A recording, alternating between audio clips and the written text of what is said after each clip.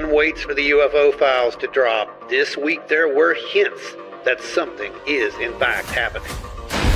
I don't call them aliens, and I don't know what these things are that they're using, right? But I think that there's stuff that we have witnessed as members of Congress, been briefed on, that we cannot explain.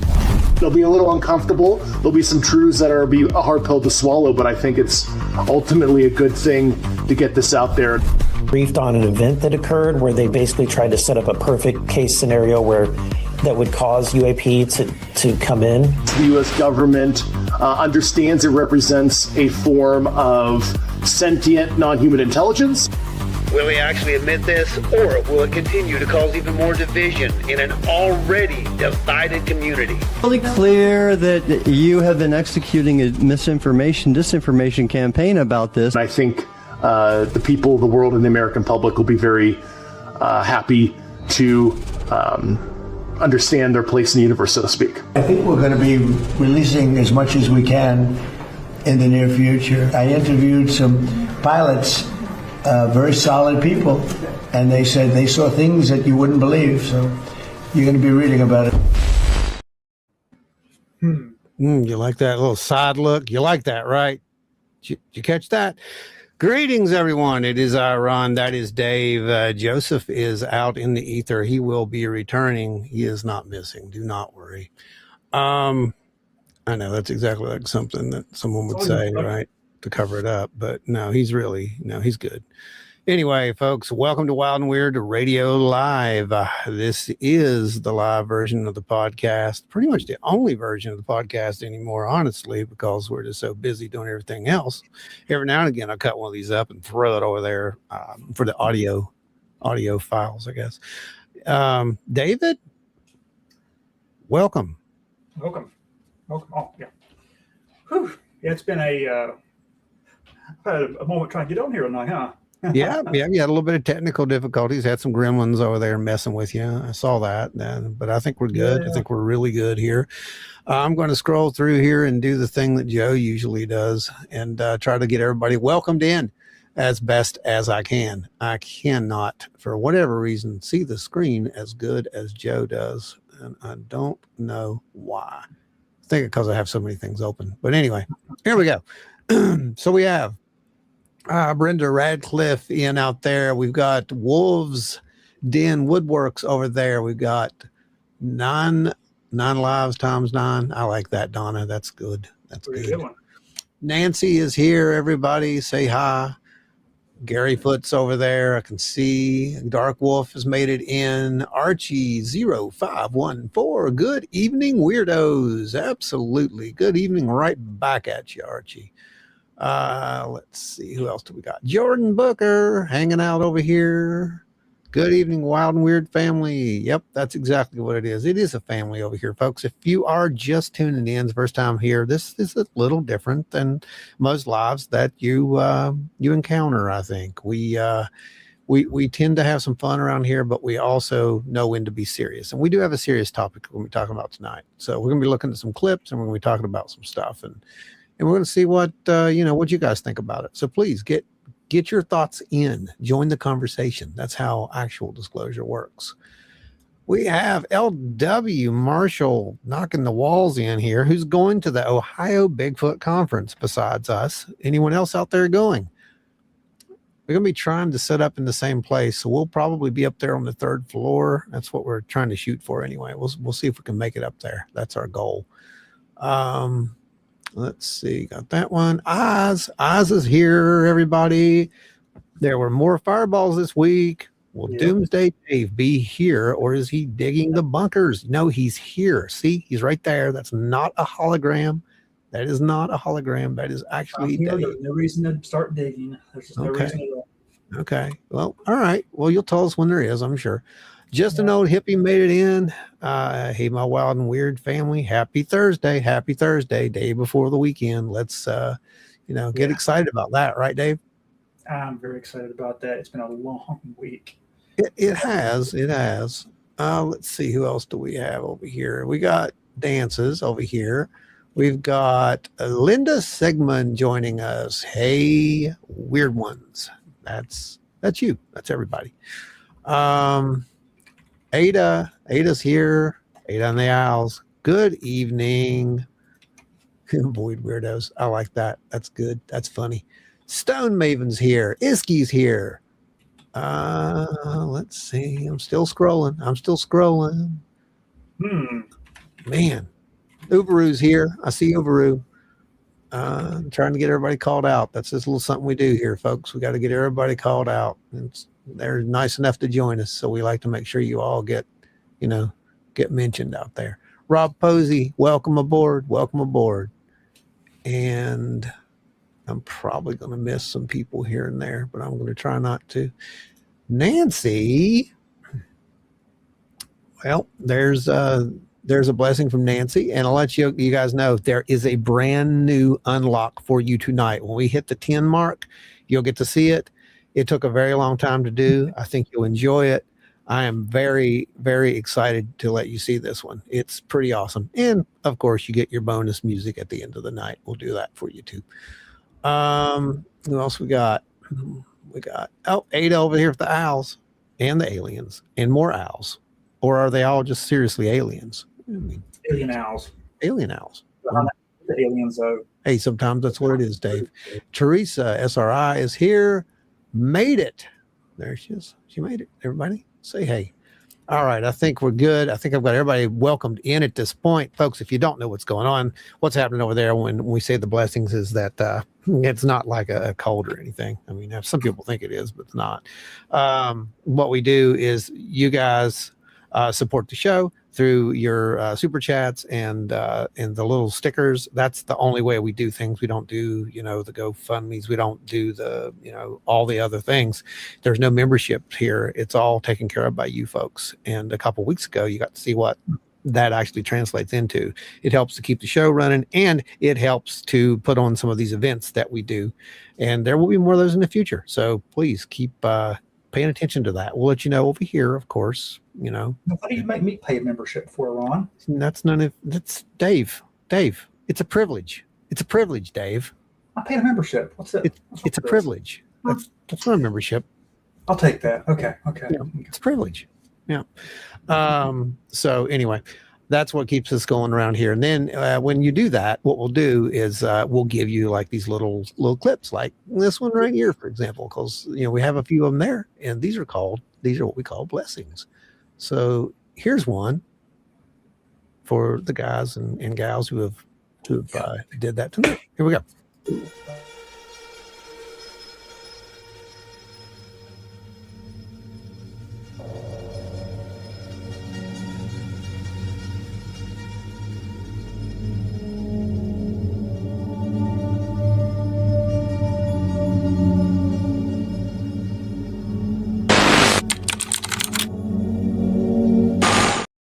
Oh, that one was redacted. I'm sorry.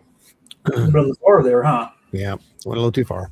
Anyway, so yeah, you'll get some of those, and we have a really nice one that'll be making its debut tonight when we hit the 10 mark. And the 10 is any denomination, just to let you know. So every little bit helps. Anyway, tonight we have some really crazy stuff because we had some weird stuff happen in the news this week, just in the past 48 hours, actually, something like that, right? Pretty much. Yeah, pretty much. Yeah, we've had some movement. Contrary to what I had thought, I really figured they would drop some files for us. Honestly thought that they would do that before the show. And I really didn't think that was going to happen, like imminently. I just thought to make my life more, impossible, that they would do this because, it takes hours to cut these little clips and whatnot. And I don't just go and do a little screen capture. I actually have to make them. Well, you saw. So we're going to be looking at some of those more important ones that just dropped. And boy, there's a big one that made the top of the list, I think. And I want to do that one first. And I want to talk about that a little bit because I kind of feel like with some of the stuff that we're seeing, like what we're going to talk about tonight. Yeah. And it's building up more. I think everyone's noticing it's building up, and we're seeing it in the comment sections on Facebook. Yeah. Yeah, 100%, David. I absolutely agree with you. I think you're seeing a clear escalation, as it were, in the information or disinformation. I mean, it depends on what street there you go down, right? I mean, because we do know that there's information and disinformation in this, and that's the hard part, trying to figure out what's what. Okay, let's without any further ado, I'm going to take us over here. I'm going to try to turn on the group the group presentation mode, and I'll pull you in here, and it should work. Let's see if it works. Nope, it did not work. Oh, there you go. It actually worked, Dave. Look at that. It's magic. It's like it's supposed to work, but it usually doesn't. Okay, so let's see. It is this one. So apparently yesterday, the UFOs came back up on one of the questions during a Q&A with the president. And what's amazing about this is while this Q&A is going on, he says a few things, that we've heard before pretty much, but it's not what is said that is interesting in this, right, Dave? Yes. Yeah. It's what is unsaid. Just pay attention to the end of this clip and you'll understand what we're talking about. Listen to what he's talking about, and then pay attention to what happens when he says the words that he says in the Bible. Necessary. We can repeat necessary. Oh, we will definitely show it. Don't worry. Here we go. Ready? Okay, here we go. Mr. President, I have two questions for you. First, on the topic of space, do you have an update on the UFO files and when we're going to be seeing those? Well, I think we're going to be releasing as much as we can in the near future. For some reason, and I guess it's just a reason that's been in the minds of people for a long time, that is they want to find out about the UFOs and anything having to do with UFO or related material, and we're going to be releasing a lot of things that we have, and I think some of it's going to be very interesting to people. I've interviewed people, my first term primarily, but I interviewed some pilots, very solid people. Watch the background. Watch the background. Who do we know their names? I can't remember their names. I know the one's Christine. What's the guy's name? Do you remember? I'll find out. It's sad that I should know, but I can't remember his name. But watch these two. Just watch and listen to what the president says right here, and then watch the reaction. And they said they saw things that you wouldn't believe. So you're going to be reading about it. Yes.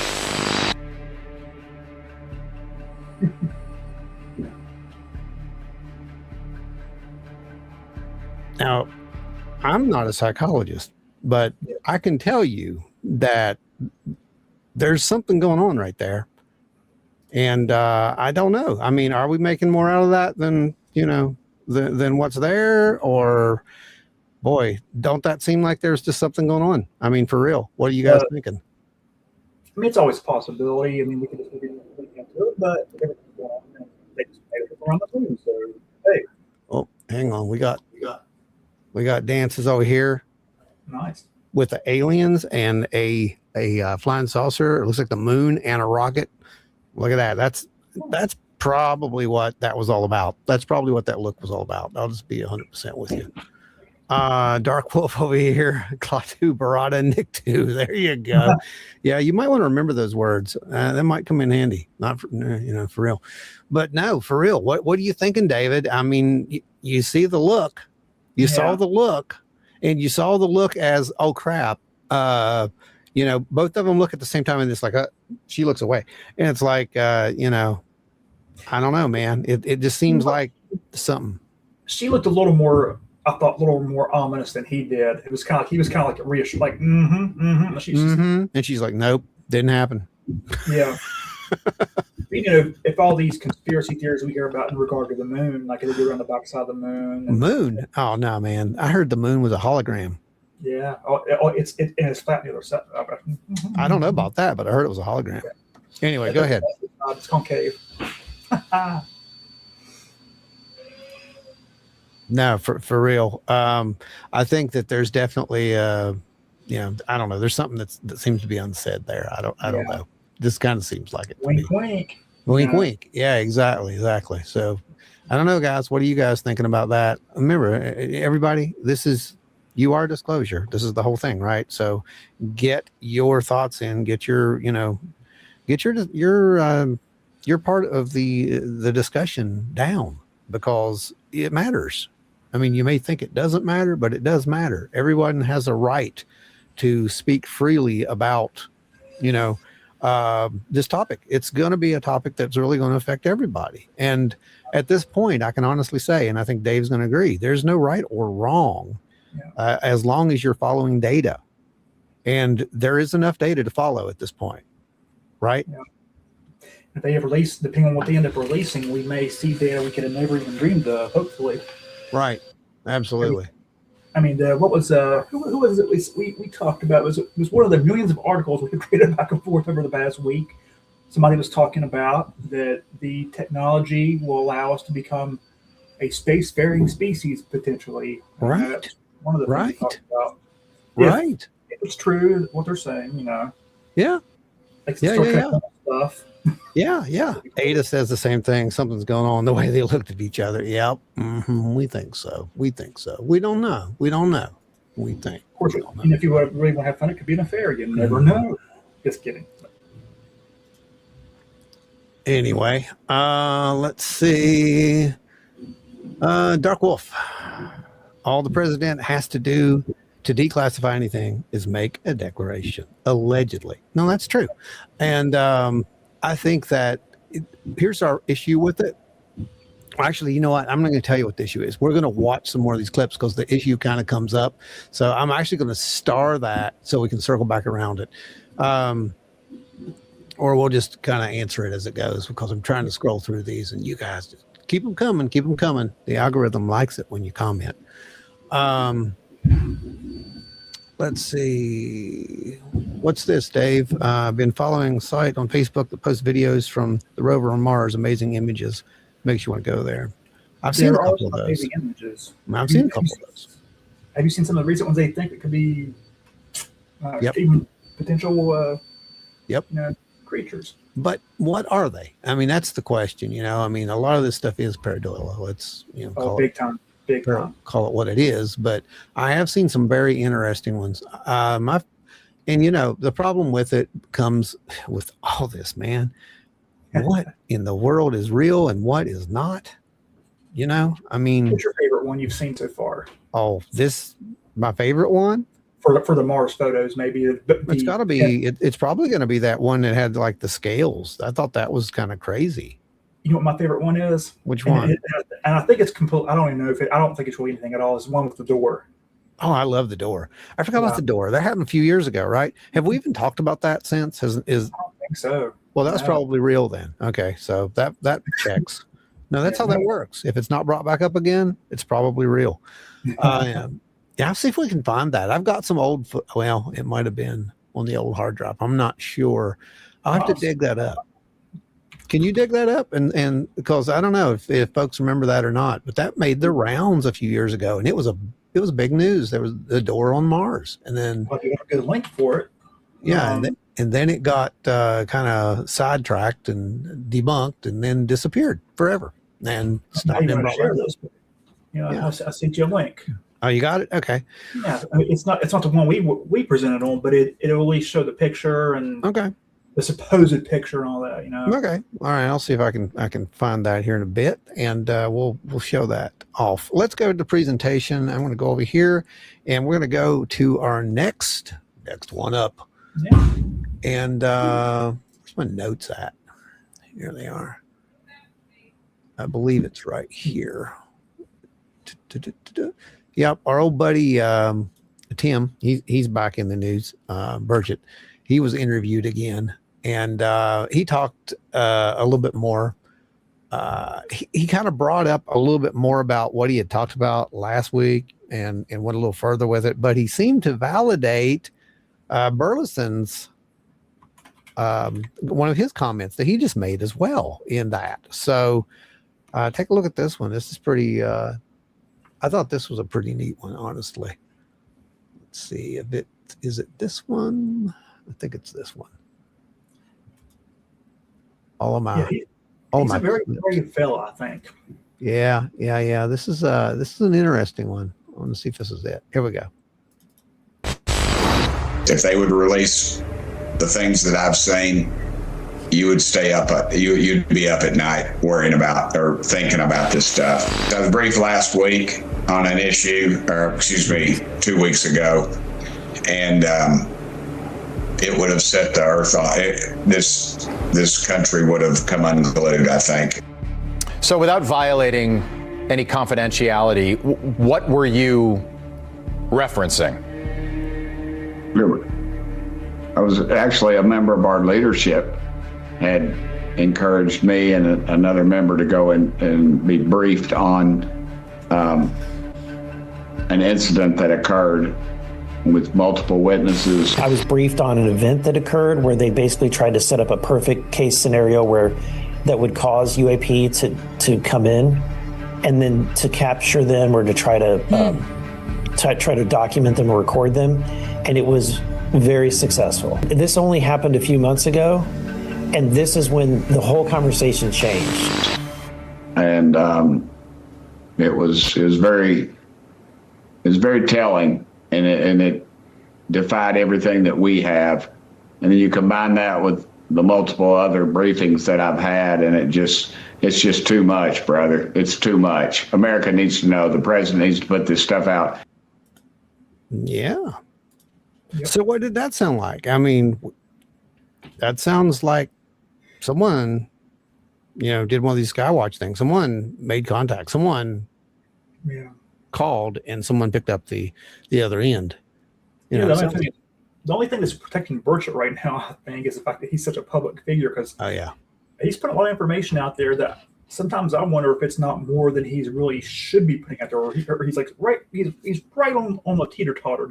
He knows what to say and what not to, but he even says he's been threatened. I mean, he made that clear in a recent interview that he takes it serious. So I just think that it's kind of interesting that we heard right there. That was the timeline. So this would have meant about a little over a month ago they did this, and that was when supposedly they got the briefing. Now, when they actually did the experiment, I don't know, but they got the briefing, and it was literally right after that you started hearing the whole demon talk and all this stuff. And if you look at, again, ufology is non-linear. You have to look at these little pieces, and they all kind of make this big complicated puzzle over time. And I kind of think that's what we're seeing, man. I kind of think we're seeing this, this really, I don't know, detailed thing, because that's what it is. It's pretty detailed. When all this stuff gets released, I really hope that they will give some of the dates, at least some of the experiments that they performed. Boy, wouldn't that be nice? Yeah. Well, I doubt they will, but no, I doubt it. I mean, those data points. Maybe by accident. Yeah. That's very possible. It could be that. It just happens to be in there. Yeah. Let's see what we got here. I'm trying to find all this stuff. Oh my goodness.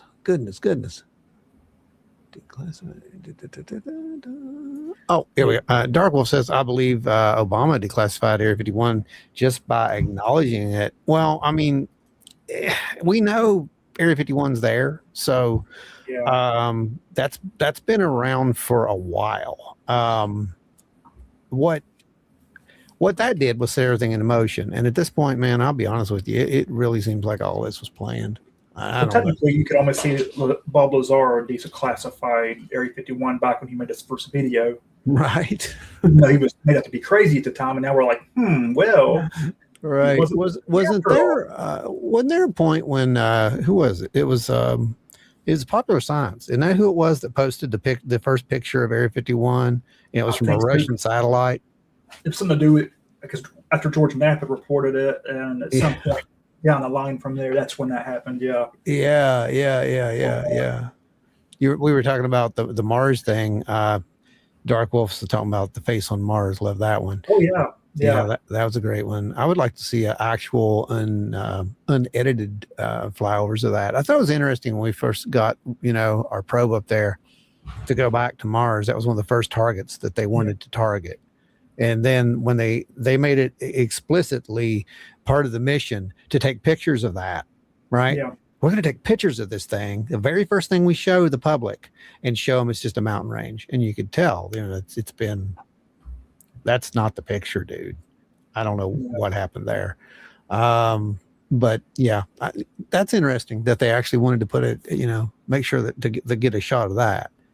Well, the article that I sent you though for the Face of Mars, or not Face of Mars, sorry, for that door, I sent you the NASA article. This is actually on NASA's website. What I sent you. Now they will dismiss it, obviously, but it's interesting they put the photos on there. But yeah, Mars is definitely a mystery that's becoming unraveled. I think more and more as time goes on.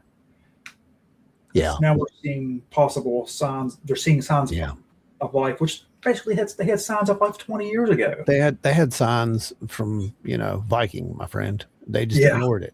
They chose to ignore it. You know that as well as I do.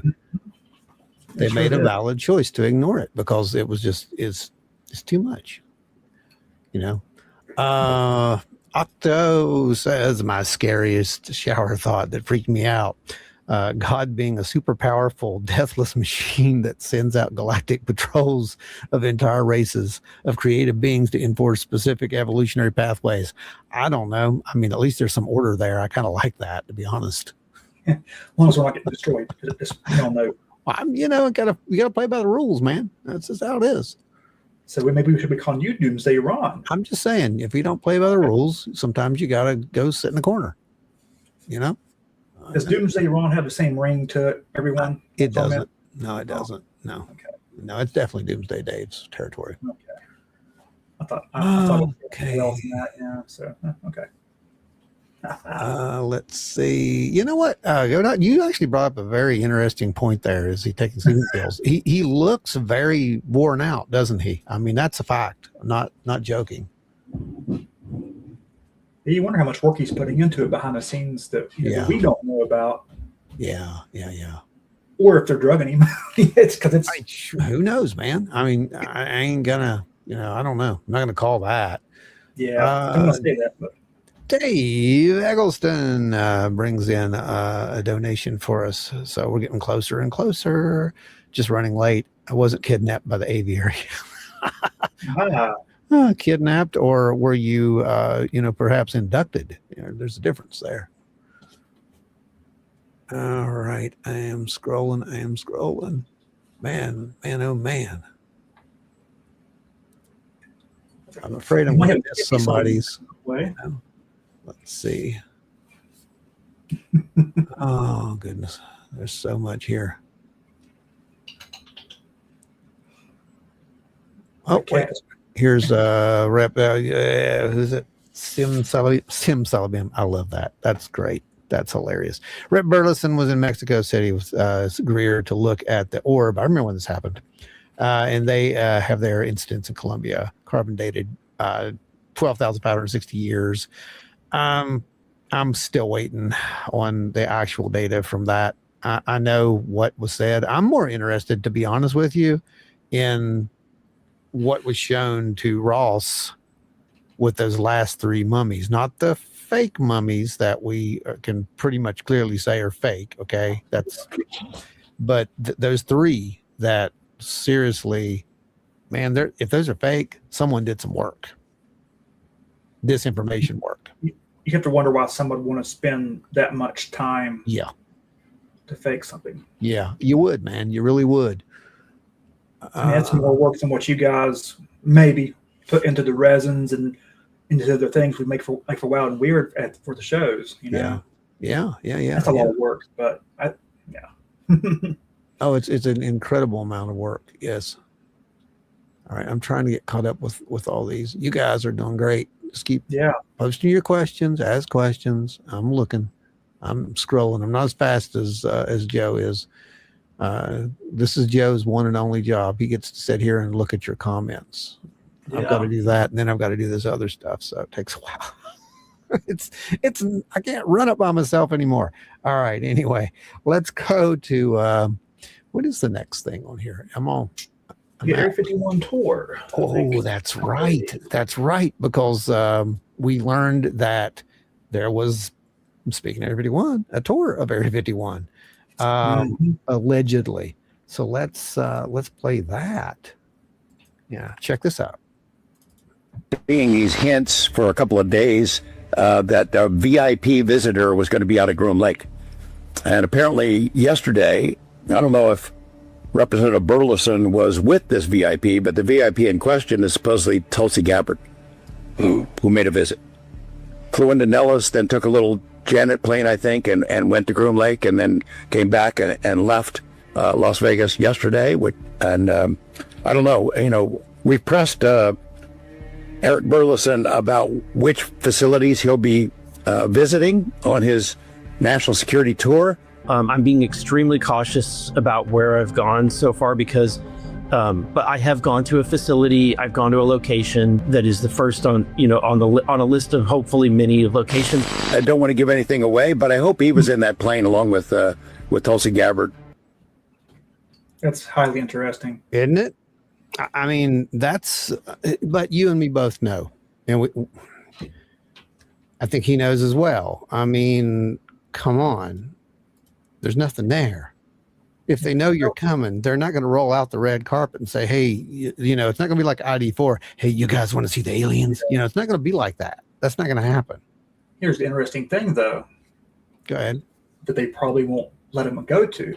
You will remember a couple of weeks ago, I was doing some Google map search, and anyone can go do this. Wants to do it. It's interesting. I don't think Juan has the shots so he can put up and show these, but up behind the main part of the base, up on the mountain range, there I was doing some very close following the roads, for example, where things could be at. And on one part, there's this cliff, and you see a building structure. It looks like it goes into the mountain, and it's actually on the top back part of where S4 supposedly is.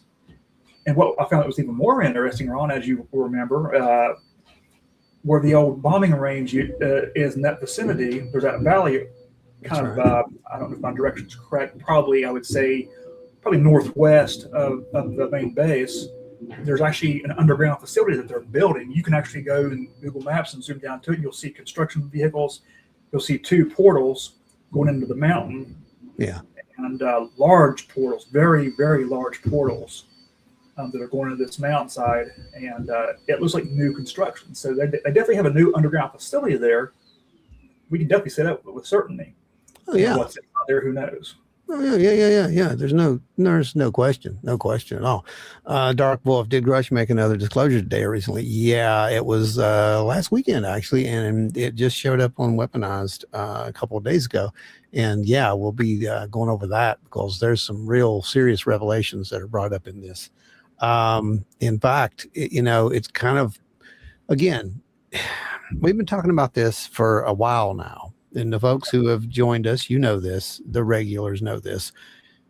We have been trying to get people to share this out, not to drive our numbers, up because of some, I don't know, gratification, whatever, but to actually get the message out. These things are happening. Disclosure is taking place, and it doesn't have to take place at a governmental level. It can happen, right here. All it takes is one person to say, hey, this happened to me, and another person to look at that and say, wow, that's the exact same thing that happened to me. And then all of a sudden you've got, 12 people who are comparing notes who've never met each other before. That's real disclosure. That's how this works, and that's what it's all about. It also helps to normalize the paranormal, which when we set up Wild and Weird West Virginia, that was our number one mission statement, to normalize the paranormal. And I'm saying that because you have to address the paranormal here, okay? Because that's the only thing that we can really compare some of this stuff to. You've got orbs floating around. You've got beings that are, materializing. It's science. But to us, we can't explain that, right? So the best thing to really call that is paranormal, or like we did in Paranormal Horizons, it's subject B, which is a non-physical manifestation of some form of intelligence. And that can take many different labels, and it has taken many different labels across history and across cultures. And I think that is what we need to really look at. So, yeah. So please do share your stories. I see a few of them out there being shared, and it's just fantastic to see. Take a prime example, like just the simple thing of a monitor that we're looking at, we see ourselves on. Right. You know, a little over 115, 20 years ago, this would be considered witchcraft. Oh, absolutely. There's no question. Yeah. There's no way you could do something like this, you know? Yeah. Absolutely. And it's true. I mean, well, you brought up an interesting thing there, because there was also it's an old story. Some people out there may remember it. I'm not sure, but there are old legends of the magic mirrors, and, they were mirrors that the ancients could look into, and they could see the future. And of course, everyone says, "Oh, that's scrying." Well, is it? What if it wasn't? Because there's also legends of these ancient lights that were found in caves that were still burning when they were found. Yeah. Is it? You see, that's the whole thing. And it almost points to the point, where we've been trying to say for a while. There seems to have been something here before us. Forms of stargates, maybe, or, you know. Whatever. I'm not going to, again, labels, right? And when we give it those labels, then we put it into these boxes, and those boxes have rules. And that's our problem as humanity right here. It's not that we try to define things. It's that we try to give things rules based upon what we know to be true. In reality, we don't know anything more than what we actually know. And that may sound stupid to say, but that's a fact. All you know is what you can see, touch, and feel. You can't know something psychically, unfortunately. You can have that intuition, you can have that feeling, but you have to know it. In order to know it, you would have to validate it repeatedly on a repeated set of cycles, right? And then it's a validation at that point. But as far as it goes, your senses are the only things that allow you to know. And even they can be fooled. It's like the Earth's heartbeat. Can you feel it? Right. Same thing. Every Good point. 26 seconds, Good point, buddy. Good point. Yeah. Let's see. Orbs. What you got? Ron, did you take a peek at the orb video I sent you this morning? No, I didn't see it. Did you send it over to the regular address? I did not see that one. I'll go take a look here, though, and see if it is there. I could have missed it.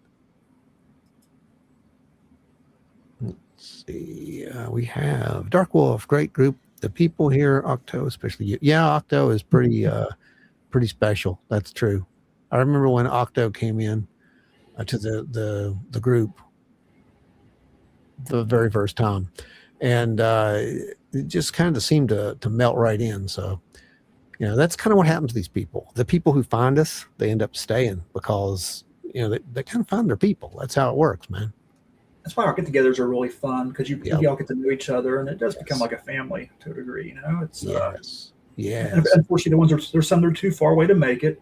Yep. Wish they could, but yeah. Yeah.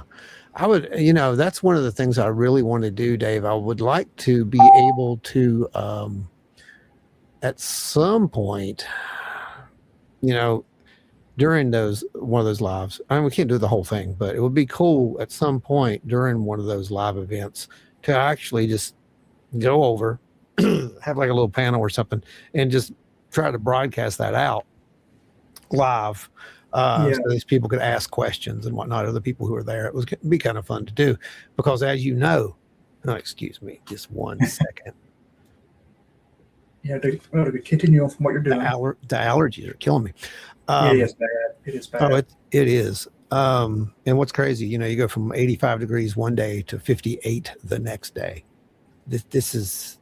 I went for a walk and I got home, and nature here. The weather has dyslexia.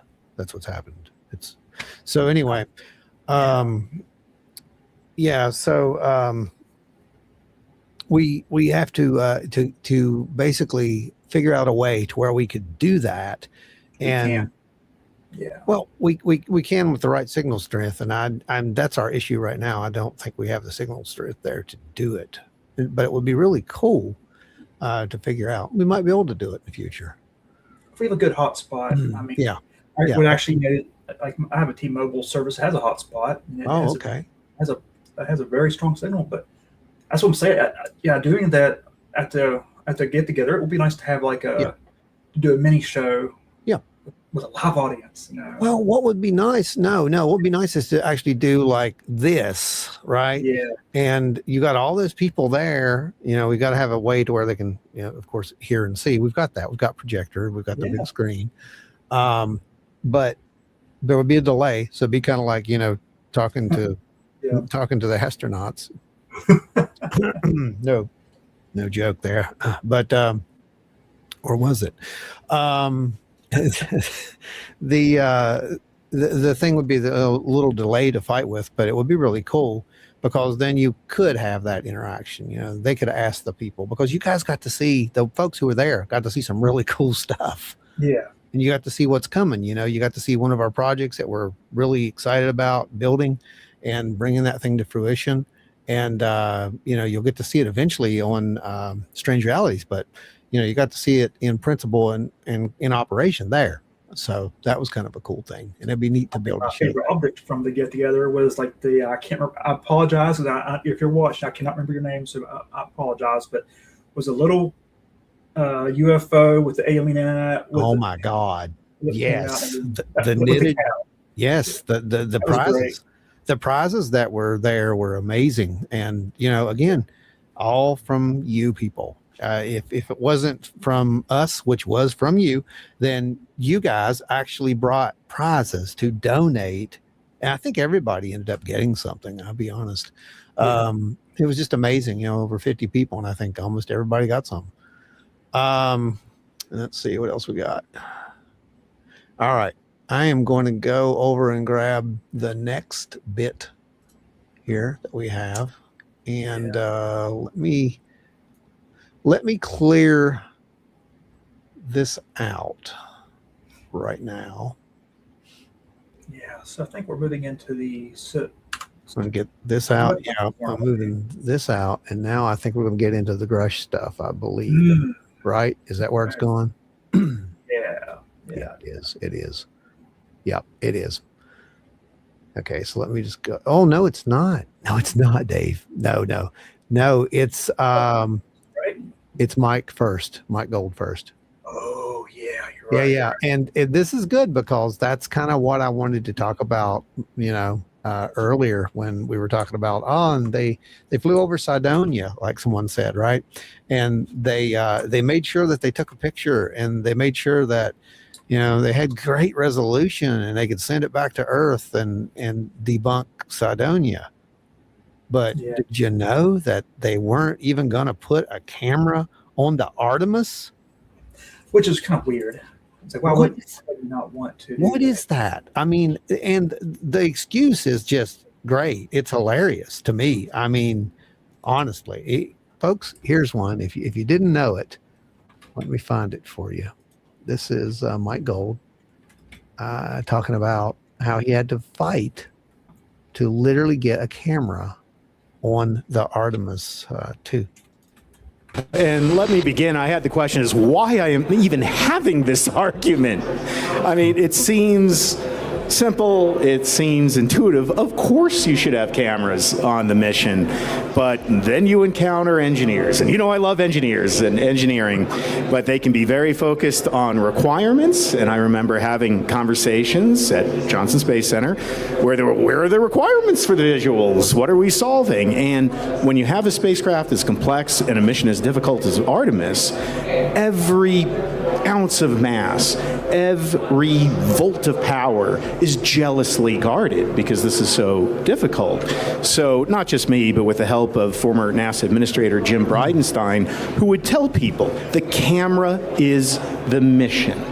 That if we can't bring visual images from Artemis 2, we will lose the political support, which is actually the fuel that makes this go. So we eventually won the argument. We got the cameras on. So they allegedly got cameras on, Dave.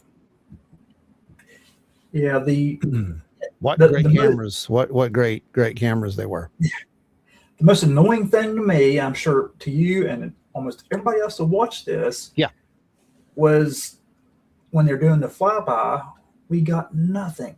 Absolutely nothing. We did, but nothing. We didn't. Oh no, we didn't get anything. We got nothing at all. That's what we got. We got the chat. Oh yeah, we got that. But to be honest with you, David, I have seen the pictures that you've taken from the backyard with what you have, and those are not cheap scopes, but I would imagine NASA probably has optics that are way more expensive than that, right, Dave? Oh God, yes. Yeah. Oh, and millions of dollars, millions of dollars, not 10,000, not 1,000, not millions of dollars, tens of millions to hundreds of millions, literally. Thank you. Yeah, exactly. And so they have all these tens of millions of dollars worth of of cameras and lenses, and where is the images from these tens of millions James of dollars? Webb, and you know this as much as I do. Like the James Webb obviously was an enormously expensive type of scope. Yeah. And those mirrors alone, I mean, that thing's pretty fragile. Yep. I mean, a grain of sand hits that thing, it could just, which actually that kind of did happen. If you remember, on that, there was one of those mirrors that got hit. Didn't destroy it, but it messed it up initially. They had to recall make the whole thing. But if they can do that, sending this thing almost towards between the moon and the sun, surely they can have a nice, high-end camera. Oh yeah, absolutely. And I think that's one of the issues you have with a lot of the skeptics. I mean, they really gave them, in my opinion, they gave them fuel. A lot. They gave them fuel. They could have cut it down. I don't know. Why did they do it? I have no idea. There was no reason for this. Why would you even think? Why would you come up with a mission plan that said, we're going to go to the moon, guys, but we're not going to take a camera? What? Yeah. What is wrong with you? It didn't happen. So there you go. I mean, that really sounds smart. Linda said Mary Bray is who makes those little guys, which they're amazing. I like the little men in black. They were great too. Mary's tell you what, at the next one that we have, I would like for her to actually set up, if she would like, and she could sell some of those. I don't care. That would be amazing. Yeah, I would. I think everybody would probably buy one of those. They're amazing. Like a little swap table or something, like you have people. Yeah. No, it's fine. It's fine. I don't care. I don't want to turn it into a big vendor fair, but selling amongst ourselves, yes, absolutely. I think that would be absolutely fun, and I think that would be that'd be kind of cool because we don't have hundreds and hundreds of people coming there. 50 people to 100 people would be fine. I don't care, and as long as we can keep it fair for everybody and there's no issues, I think it'll be all right. Let's see. I'm going down here and checking some more. I like Enzo's comment at the bottom. That's one of the last comments. Oh yeah, I'm just reading them right now. Holy crap! NASA engineers are folks blocking disclosure just to save weight and electricity. Hey, there you go. I think you broke it. You broke the cover up right there. That's the reason. It's always been because of weight and electricity, folks. There's nothing to see here. He's not wrong. Well, I mean, here you go. Where are the high-res images from the dark side? I agree. That's what I'm talking about. Where are they? We know they were taken. Where are they? And what's really crazy is if you watch that, I did not get this clip for you, by the way. I ran out of time getting clips, but he does say that, if they caught something anomalous, they would share it. I'm just going to leave that for the rest of you guys to ponder. Do you remember the one on the moon where there's now this is kind of interesting, but you remember there's I believe there's a crashed ship on the moon. If you look there, it actually, it could be the whole picture of the thing, but it looks like an actual shape of a ship there on the moon, like an ancient crash ship. Now, I don't know what to say about that. I mean, I think it's probably more conspiracy than anything, but it's interesting. Yeah, I actually recreated that long ago in I think it was View or something like I that. remember you doing that because I think you showed it to me. Yeah, I actually We did. talked about Yeah. I'm so tired of the lies and keeping all of this from us. It's infuriating. Yes, it is. It's like we're the stupid children. That's what it makes you feel like. I mean, aren't we? I mean, really? And I don't mean the government telling us that. I'm talking about maybe we are. You know? Well, there's people out there that are. You know? Maybe we are. I bet the aliens just turned the base lights off and turned off the radios and TVs. NASA literally still doesn't know about them. They just flew right by them. Nope, no signs of life here. Hey, Mr. Rick Skinner's joined us there, Ron. Rick, you here? He's on here. Skinner's in the house, y'all.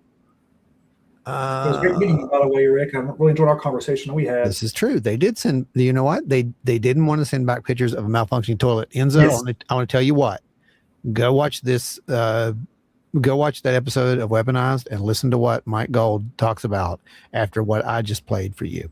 I am not playing it because it's just an embarrassment as far as I'm concerned. But he justifies them putting the camera on the ship. You know, they finally did that. And then one of the highlights is the fact that they caught urine being evacuated into space to boldly go. I can Whatever definitely it was think of a really bad has thing gone. to say, but I'm not going to it on the show. So, And they just like totally wrecked that whole phrase, to boldly go. Yeah. And it's gone before. Or woman Yeah. in this case. Right. So let's see. What? I have an MIB coming to you. Oh wow. Well, multiple blessings for that. And I hope it's not a real MIB. Although I have had those before too. They're kind of fun. We have to stop presuming that everyone who says something on a talk show is telling the truth. Yeah. Some folks like to puff up their resume. We're pretty much living in the age of Munishan today. Yeah, you're not wrong. Here's the thing about this. I think that one of the issues is that, I saw a post earlier this week. It was on, I think it might have been over on the UFO group. I don't know where it was at. It was one of those groups. I don't know which one it was. But there was a bad AI picture recreation of this event where these guys had seen a UFO while they were fishing. And someone had made the comment about, why they didn't take a picture of it. Well, this was in 1991. We didn't do that because cameras were, very expensive, the ones that you need to actually get a good picture with. And we didn't have this mentality in our head that we carry a production studio in our pockets at the time. Yeah. I had a video camera. It was, that big. There's actually photos of me or somewhere holding that thing, like in, I think it was 1989. And they were massive and they didn't shoot that well anyway. But case in point, go look at the Phoenix Lights footage. Mm-hmm. There you go. Pretty terrible, really. That's what it was shot with. Yeah. They were not low lux cameras that, you just weren't going to get that. You needed light. And here's the thing. Again, I did a lot of fishing. I had a lot of friends who fished, grew up that way, grew up by the river, grew up in the woods, and we didn't take cameras with us to go fish. We took bait. We took our tackle. We took, sandwiches. We took, that's all we were there for. We weren't there to, make videos. That's ludicrous. No one did that unless they were on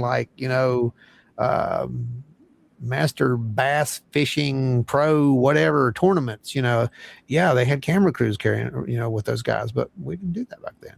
And big cell phones that were this big. Yeah. But they didn't have cameras.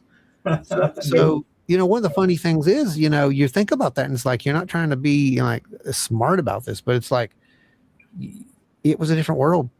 It was, and they weren't cheap back then either. Huh? They weren't cheap. They were way more expensive than what you can go buy a camera for now. Oh God, yeah, they were ridiculous. I mean, but thousands.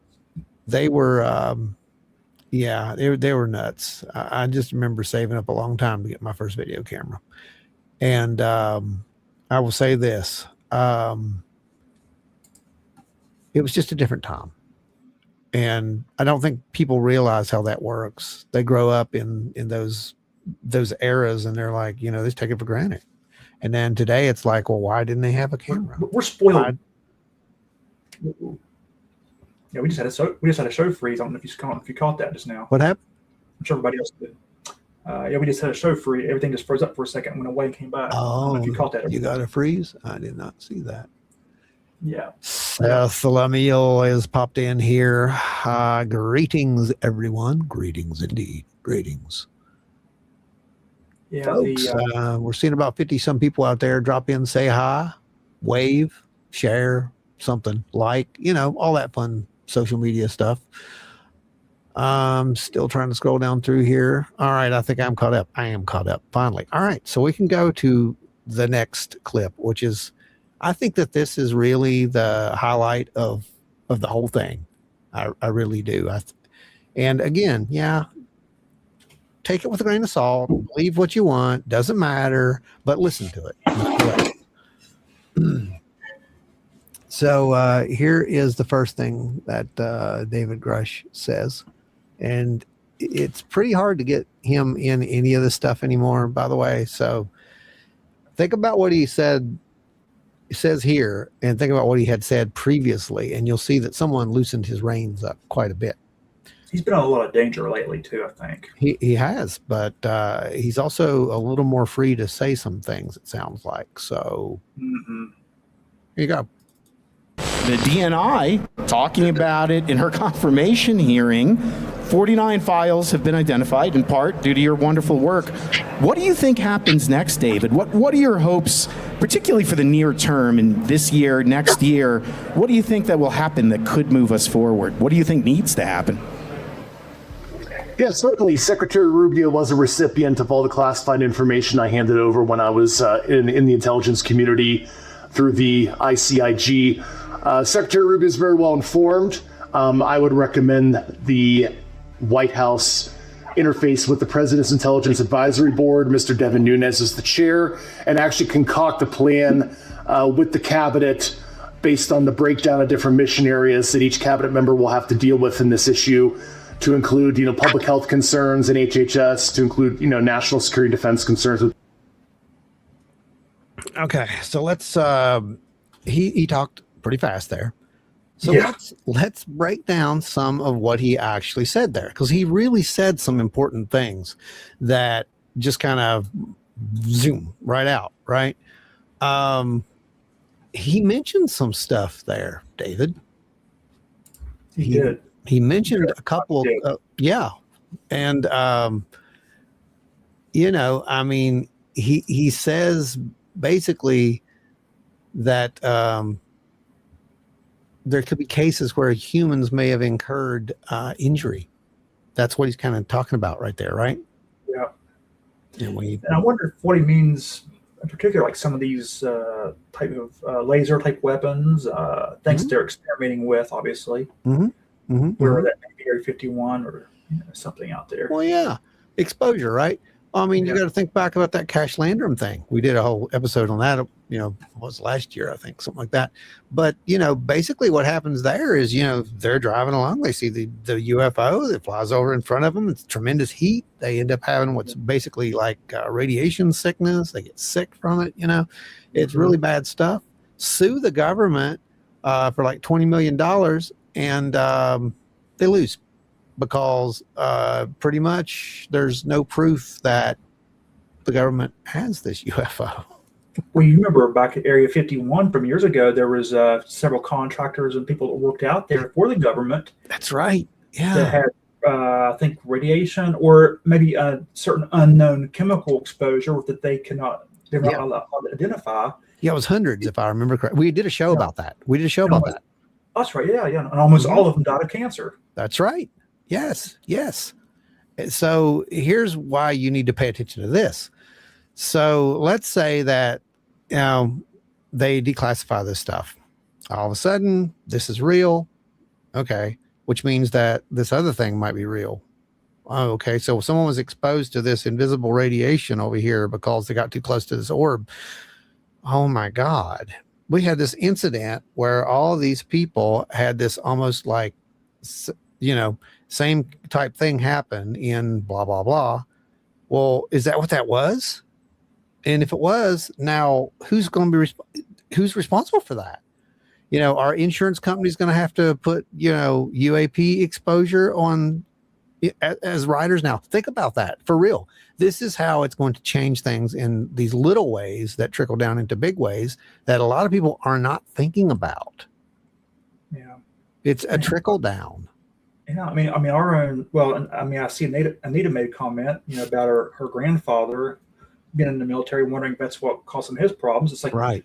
You remember during the first atomic bomb tests, they were exposing soldiers at a particular distance enough to see what the effects would be on the human body.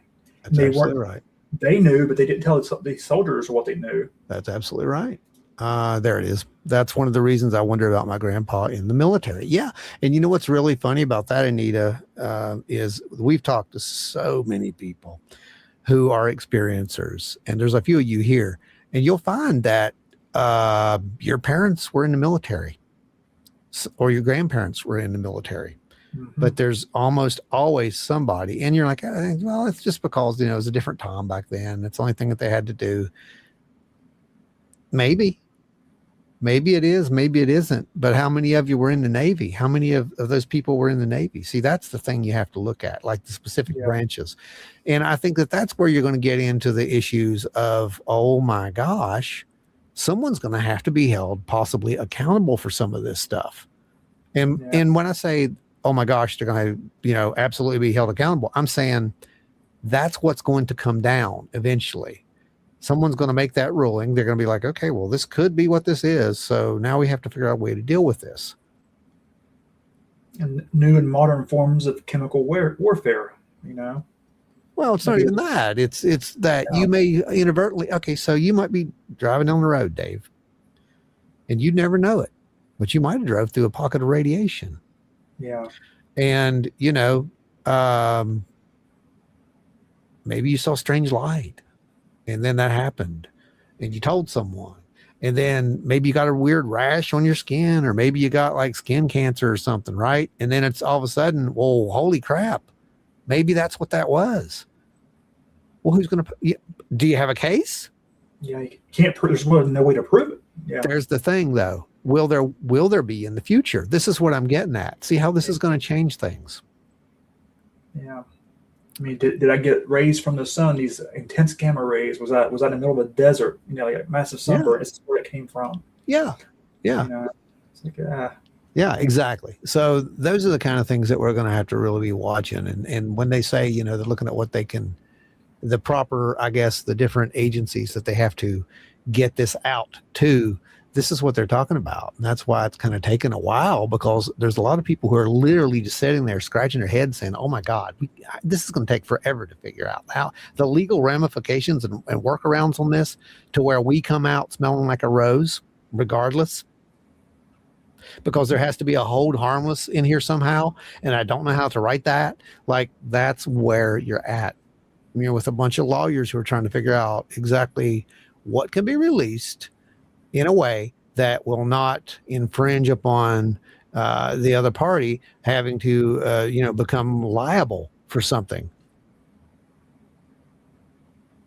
See, it's like, and the other thing too, you've got to wonder, like, that whoever they are, they probably have their lower level people, certainly on the entire one, the lower level people, they're going to be watching shows like this, like us on here, maybe not us in particular, but they won't watch us. They won't watch us. They're going to want to know, well, what's the public saying about this? Just to get an idea of what we're all talking about, and see how involved we are, and how much do we know, and which we don't know much of anything, but Enzo, you're right. A lot of people, they have a blind spot when it comes to radiation. If you can't see it, it won't hurt me. There you go. And here's the other problem with some of the other things here. We know that we're dealing with, possible technologies that we can't see. We've proven that. We've shown you that multiple times now. And we're not the only ones. There's multiple people out there now running around with their own, sensors picking this stuff up. And, it is what it is. And there's something there. David, exactly. And that's why I think these missing scientists conspiracy is bunk. Once you take out the hobbyists and look at the actual researchers, things start to make more sense. We don't know. Well, you know what? You're right. Some of those are not related. And that's kind of coming down at this point, that a lot of people do believe that some of those are not related. However, the ones that Joe addressed last week, now you can add a couple more to that. And I do think that those may fall in place. I've not put those against his tree yet. I'll let him weigh in on that. But it makes you think. It makes you think, especially when you got somebody who was getting ready to, testify and about this particular subject, and then just something as bizarre happened as their car drives miles and crashes into something. I mean, what? That's it. I don't know. I don't know how to even explain they that. say it characteristically like this person, and they just disappear. Yeah. What is that? You don't know. I don't know what that is. My pit boy warns me of radiation. Yeah, mine does too when it works. You probably wore that playing around with that thing by now. Let's see. And what technologies could cause? Can they cause disease, be fatal, cause dementia? Right, exactly. There you go. Exactly what you think about. And that's the kind of issue with this technology and the exposure to the technology. Someone's thinking about this kind of stuff, guys. And someone's going to have to pay for that. And I think they know that. All right, so let's get to the next, because he goes farther down this rabbit hole. And by the time he gets to the bottom, it really makes you start to question things. I mean, not us, but it makes other people start questioning things. It's always questionable. Everything the public wants. Whoops. I forgot to do this. I'll certainly be an advocate for that. And I know Congress strongly wants the executive branch to come clean with everything it knows. And I know the members, I support, to include Congressman Eric Burlison, who'll be speaking here later, we'll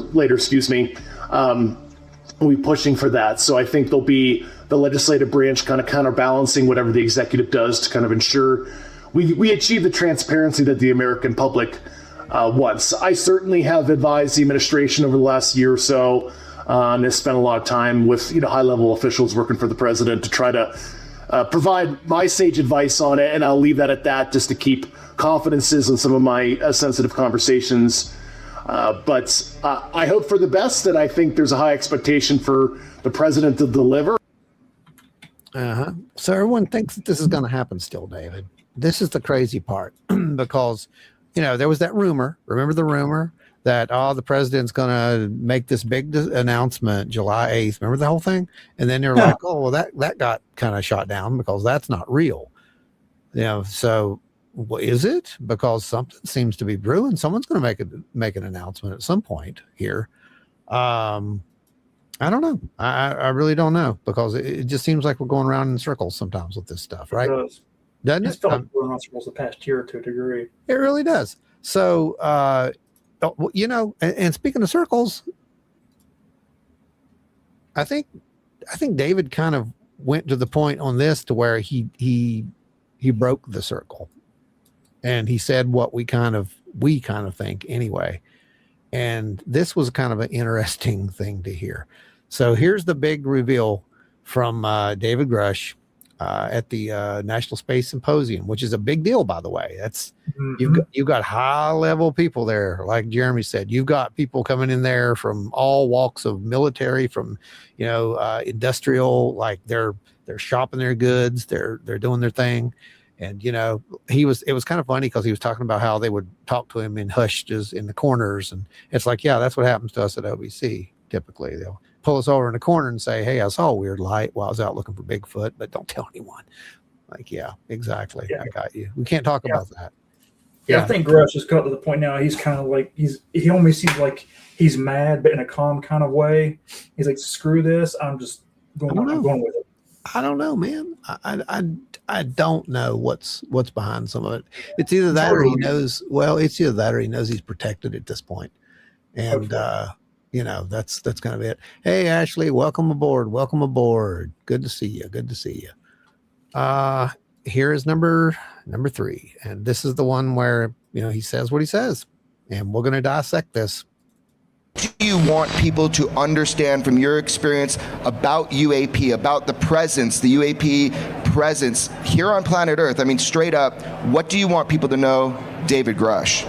There's truly anomalous signatures in the skies. The U.S. government understands it represents a form of sentient non-human intelligence. I know that sounds very Star Trek, a la, Gene Roddenberry and Rod's dad's sci-fi series, but it is true. And I want the American public to be comforted that the universe is teeming with life, it seems, and readily able to be explored. And the U.S. government does have a lot of information that I think will inspire Gen Alpha and Gen Z and the American populace at large. And it will be a new era. It'll be a little uncomfortable. There'll be some truths that are a hard pill to swallow, but I think it's ultimately a good thing to get this out there. And I think the people of the world and the American public will be very happy to understand their place in the universe, so to speak. Yeah. So we're going to break that down because, again, a lot of stuff was dropped right there really fast, rapid fire. And there are some takeaways from this. So let's look at those takeaways. All right. So he says, number 1, there is anomalous activity in the skies, and the U.S. government knows it represents sentient non-human intelligence. Okay. So that is completely contrary, isn't it? Not, David, to some of the official government findings from, I don't know, some agencies like Arrow, for example? Is that not contrary to what Arrow has said? I think it very much is. I mean, it seems like it is. It kind of sounds like it to me that's kind of, he's kind of saying that it represents a non-human intelligence. By the way, he is the one who pretty much brought non-human intelligence into the lexicon as far as this goes. So, and he was very careful not to say alien, if you notice that, right? The thing that he says, it may change some of our views and ways on things. I kind of wonder if he's hinting at certain types of religions or faith, in some ways. I kind of wonder hitting on that. Rick, thank you. Cheesecake Fund. Yes, can't stop the signal. That's right. I mean, some cheesecake sounds really good right now. I'd like to have some cheesecake right now. Thanks, Rick. Thanks. Yeah, you just made us hungry. Yeah, absolutely. Let's see. Keeping it free for everybody. That's what you're doing, my friend. Thank you so much. As we kind of plow through that heavy statement. Dave, you're not wrong. I mean, there could be something like that, but there's so much more to it than that. And I think when we look at it with just that, it's kind of like, it's like we're using a shortwave light. I mean, and there's like so many things there if we just used a longer wave. Does that make sense? Help humanity. It's like it's huge. Technology, like actual cure cancer. Yeah, dude. Yeah, dude, this is huge. I mean, and he makes some statements here that like the universe is teeming with life and readily able to be explored. With what? Wasn't he the one who suggested the Galactic Federation, or was that someone else? I can't remember. No, that was Aim Ashed, the Israeli defense. That guy. I can't remember his name. Which Grusch has talked about. He has mentioned that. I mean, that's been an old, trope for a very long time. Friedman used to bring that up a lot, the Galactic Federation stuff. I still don't know about that one. I'm kind of on the fence. I don't know. I mean, if there really is this many, if it's teeming with life, there probably is some sort of order out there. And, humanity, who knows? I don't know. I don't know where all this goes, but my part is where he says the universe is teeming with life and readily able to be explored. David, you did a little thing here recently. It hasn't been a while, but you did a thing here where you showed us exactly how far we could get with our technology. And it was not very far, David. It wasn't very far at all. It wasn't even out of the galaxy. I mean, literally, it would take how long to get out of the galaxy? Oh God! I mean, just getting to Jupiter takes several years. That's what I'm saying. So, if we've got this technology readily able to be explored, I mean, I don't know, but I can tell you now, this is the worms. This is the can of worms that gets opened. If we've had this kind of technology, folks, big if. I mean, Bob Lazar said we did. That's all I'm going to tell you about that. And others. But if that's the case, what are we doing? Why are we doing this? What are we doing? Why are we doing this? Because we could be so much more at this point. I'm going to give you a good one here, Ron. So basically, I had to look it up again to get the exact number, but traveling to Proxima Centauri B, which is where they think this planet is habitable, and they've shown potential signs that there might be life on this planet. 4.24 light years. That's the closest planet. So using our current technology, that would take us approximately 63 to 80,000 years to travel that distance. I mean, it's a life shift you got to do. Oh yeah. Well, one of the interesting things that if this is true, then that opens up a whole different world, David. That opens up a world of if there really are these other, things out there. And if we can actually sit at a table with these things, we can trade, we can actually, work on this technology, integrate this technology, besides using it to try to destroy ourselves, which seems to be what we do the best. The world will change if that's the case. Like 2010 Space Odyssey. I watched this last night. I love that movie. It's one of my favorites. They have the monolith, goes into Jupiter becomes the sun. We have all these extra planets, boom. It's, a lot of this kind of reminds me of that to that kind of an extreme almost. We'll have these extra planets that inhabit and probably destroy too, but, I'm just saying. Well, I mean, it just depends, right? But the whole thing is with him is saying that the universe is teeming with life. That's big. And it kind of comes back to Burchett actually said that before. He said something very similar. He said that we would find out that we were just a grain of sand on many beaches. Mm-hmm. And it's kind of the same thing that they're all saying here. And he says, it'll be a new era. He specifically calls out Gen Alpha and Z and says that they will be the first, the ones to basically figure this out.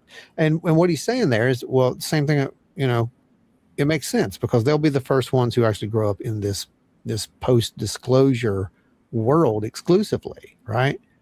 So they're going to change. Their whole mentality will change. The way that they learn will change. The problems that they tackle will be completely different than anything that we've done. They'll have new solutions that we've never been able to touch. So everything really changes. He also made a point to say that it will be uncomfortable and there will be truths which are hard to swallow. Well, that's the whole thing. We don't know. And perhaps even the truth that we're not the center of the universe could be that big bitter pill that we all have to swallow, right? I'm okay with that, by the way. I know we're not. Yeah. I'm okay with being disappointed. Yeah. I really am. Yeah, really. And the people of the world and the American public will be happy to understand their place in the universe, so to speak. The people of the world There's the key right there. There's a little qualifier they have to put on here, says and the American public, like we're something separate. We're not. People of the world. This will affect everybody. Everybody. It doesn't matter what culture, it doesn't matter what country, it doesn't matter what religion, it doesn't matter. It will affect every human being if this turns out to be true.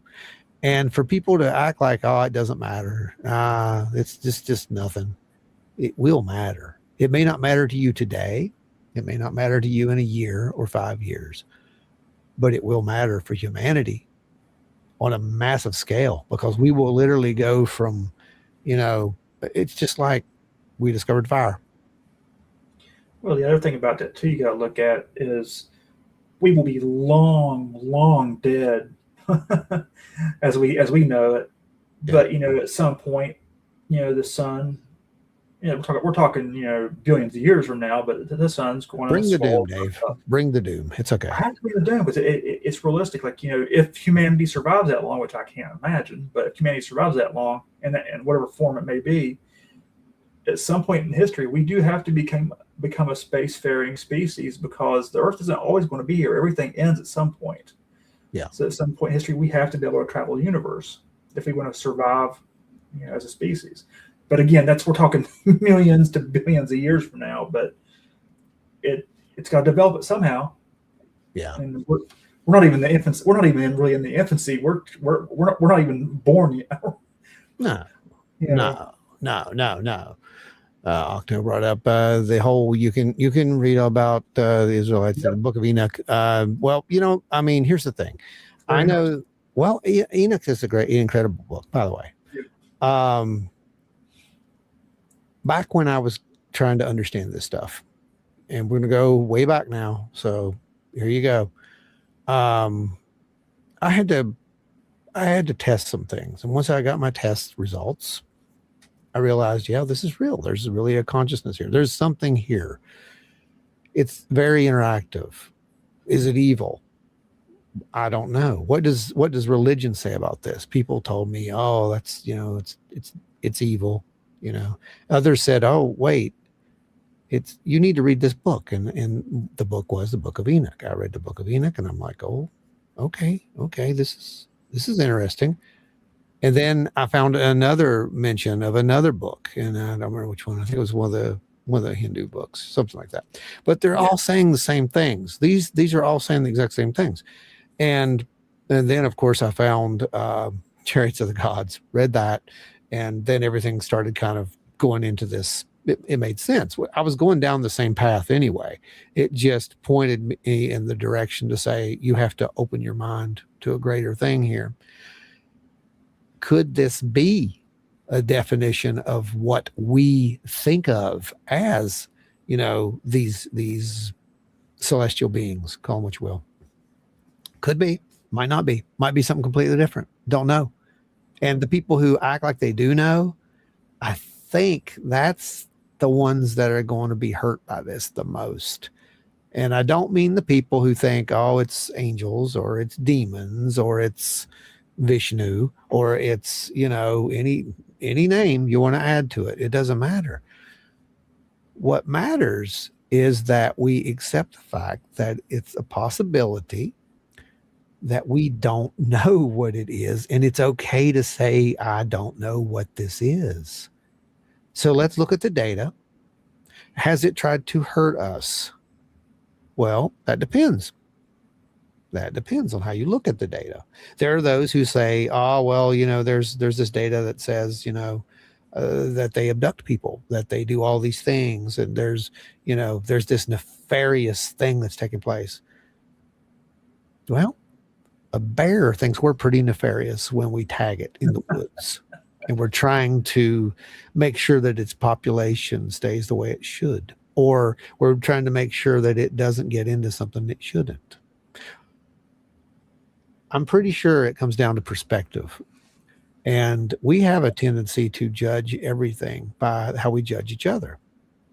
What's the first thing you think when you meet someone? Typically, most people will say, they are, they're excited to meet someone.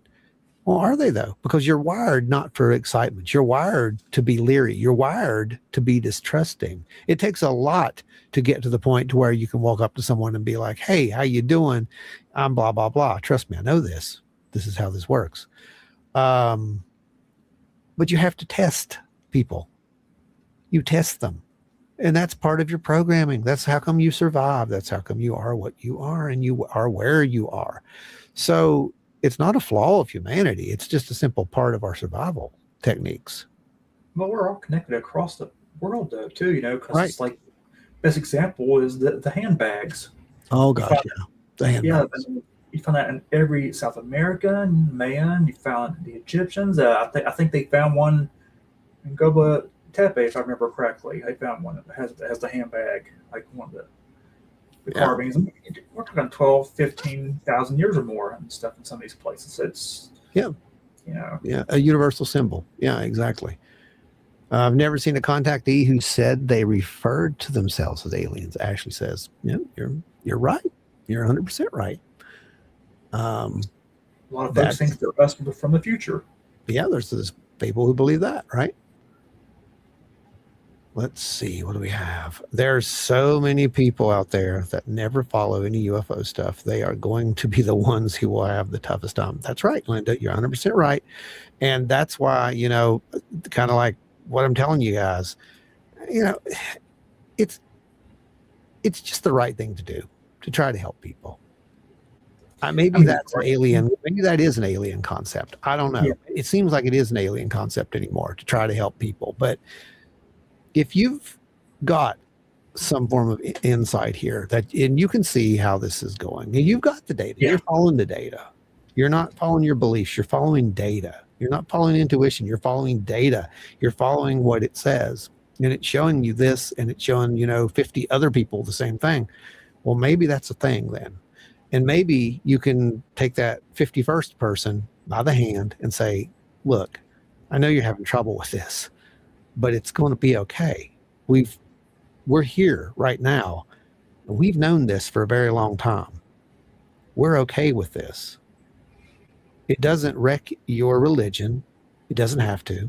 It doesn't wreck your spirituality. In fact, it might actually make you see it better. I don't know. Wow, what is the word? What is it, David? Help me. Fodder. Yeah. Someone's like, what if we're fodder? What if we're like cows? Well, too.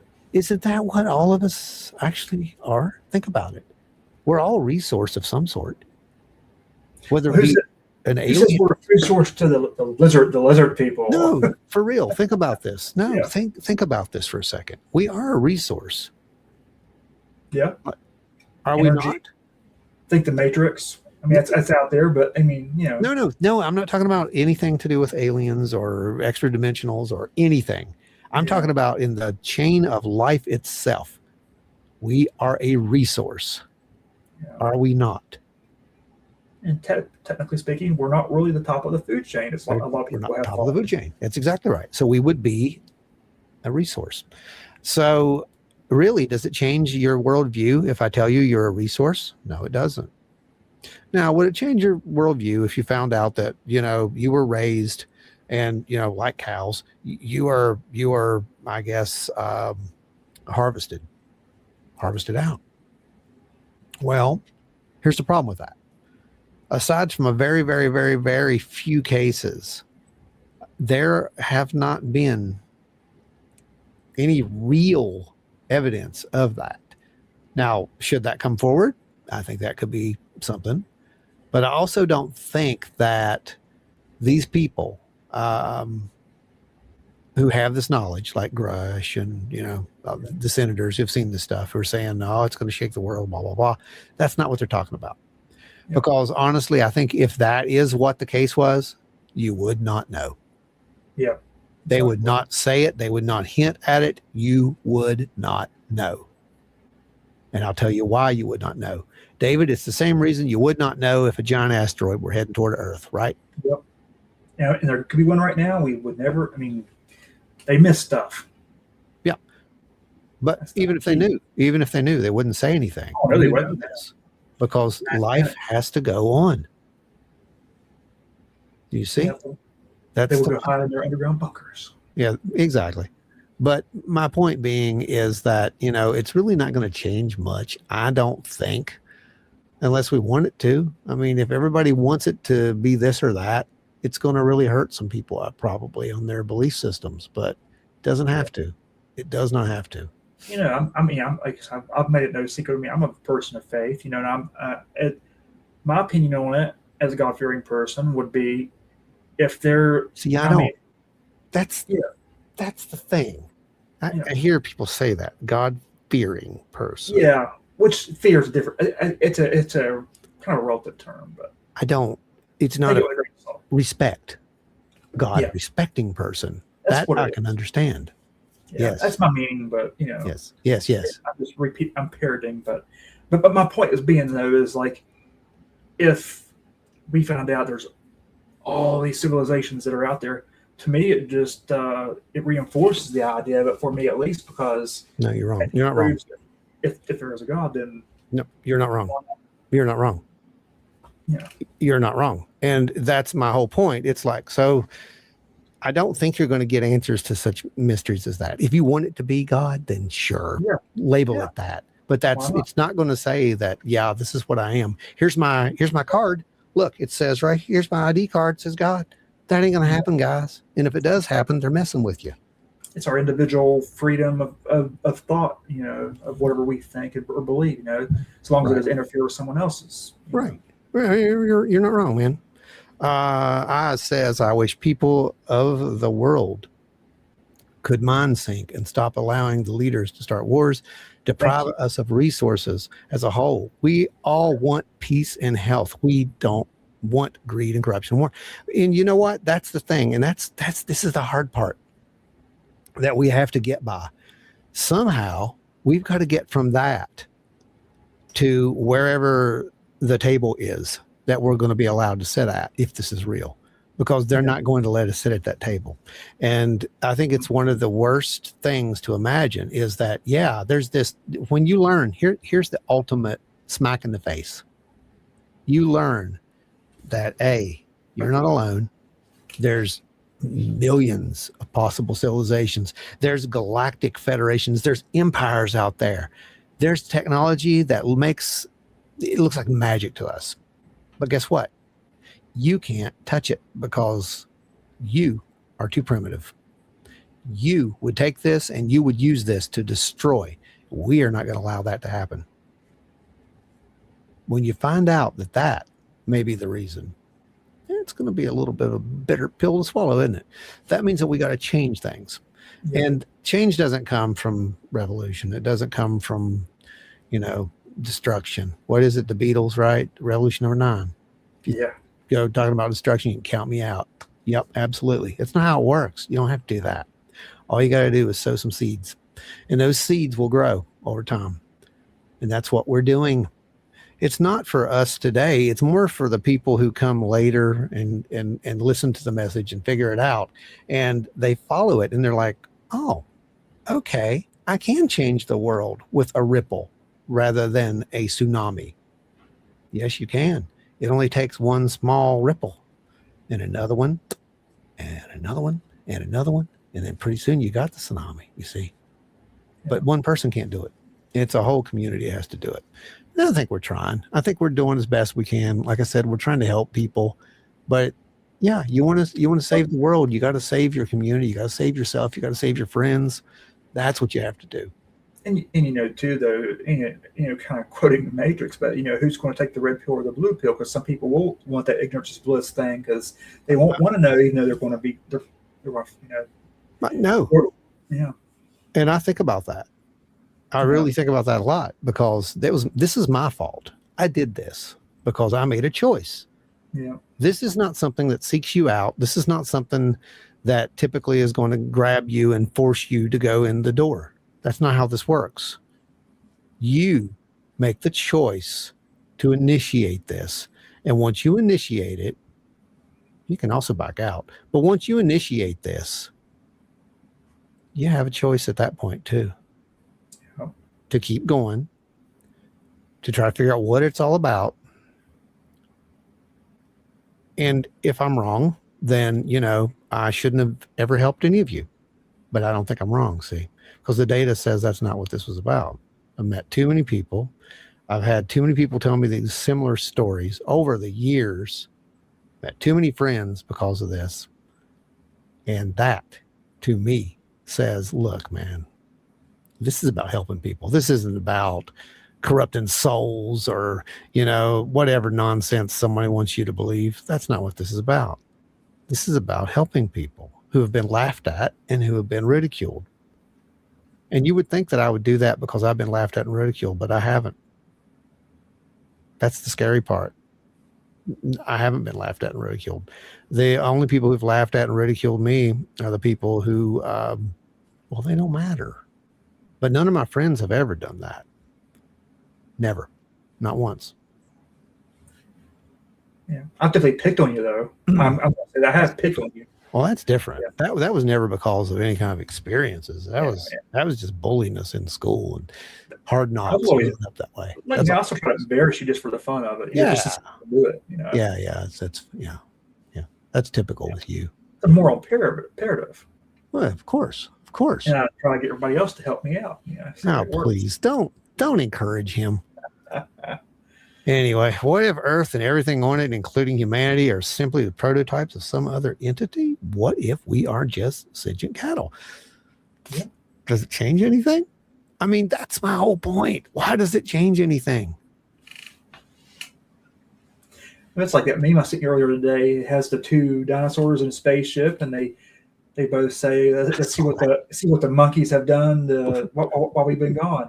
Yeah, that was good. For people that have little to no experience with UAP's phenomena, what's the one documentary media you would show them first? That is a great question, Seth. Man, which one would I show them first?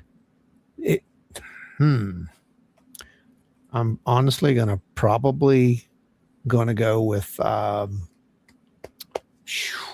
that's hard. This is hard. I probably can go with the latest. To be totally honest with you, I will go with the latest information that's come out, like latest documentaries. Not necessarily disclosure, but heck, like this S4 that come out. Man, I mean, that's the most recent, but that's down the rabbit hole, and it's also in a direction, like a specific direction. I think we need something that, like he's saying here, we need something that's a briefing.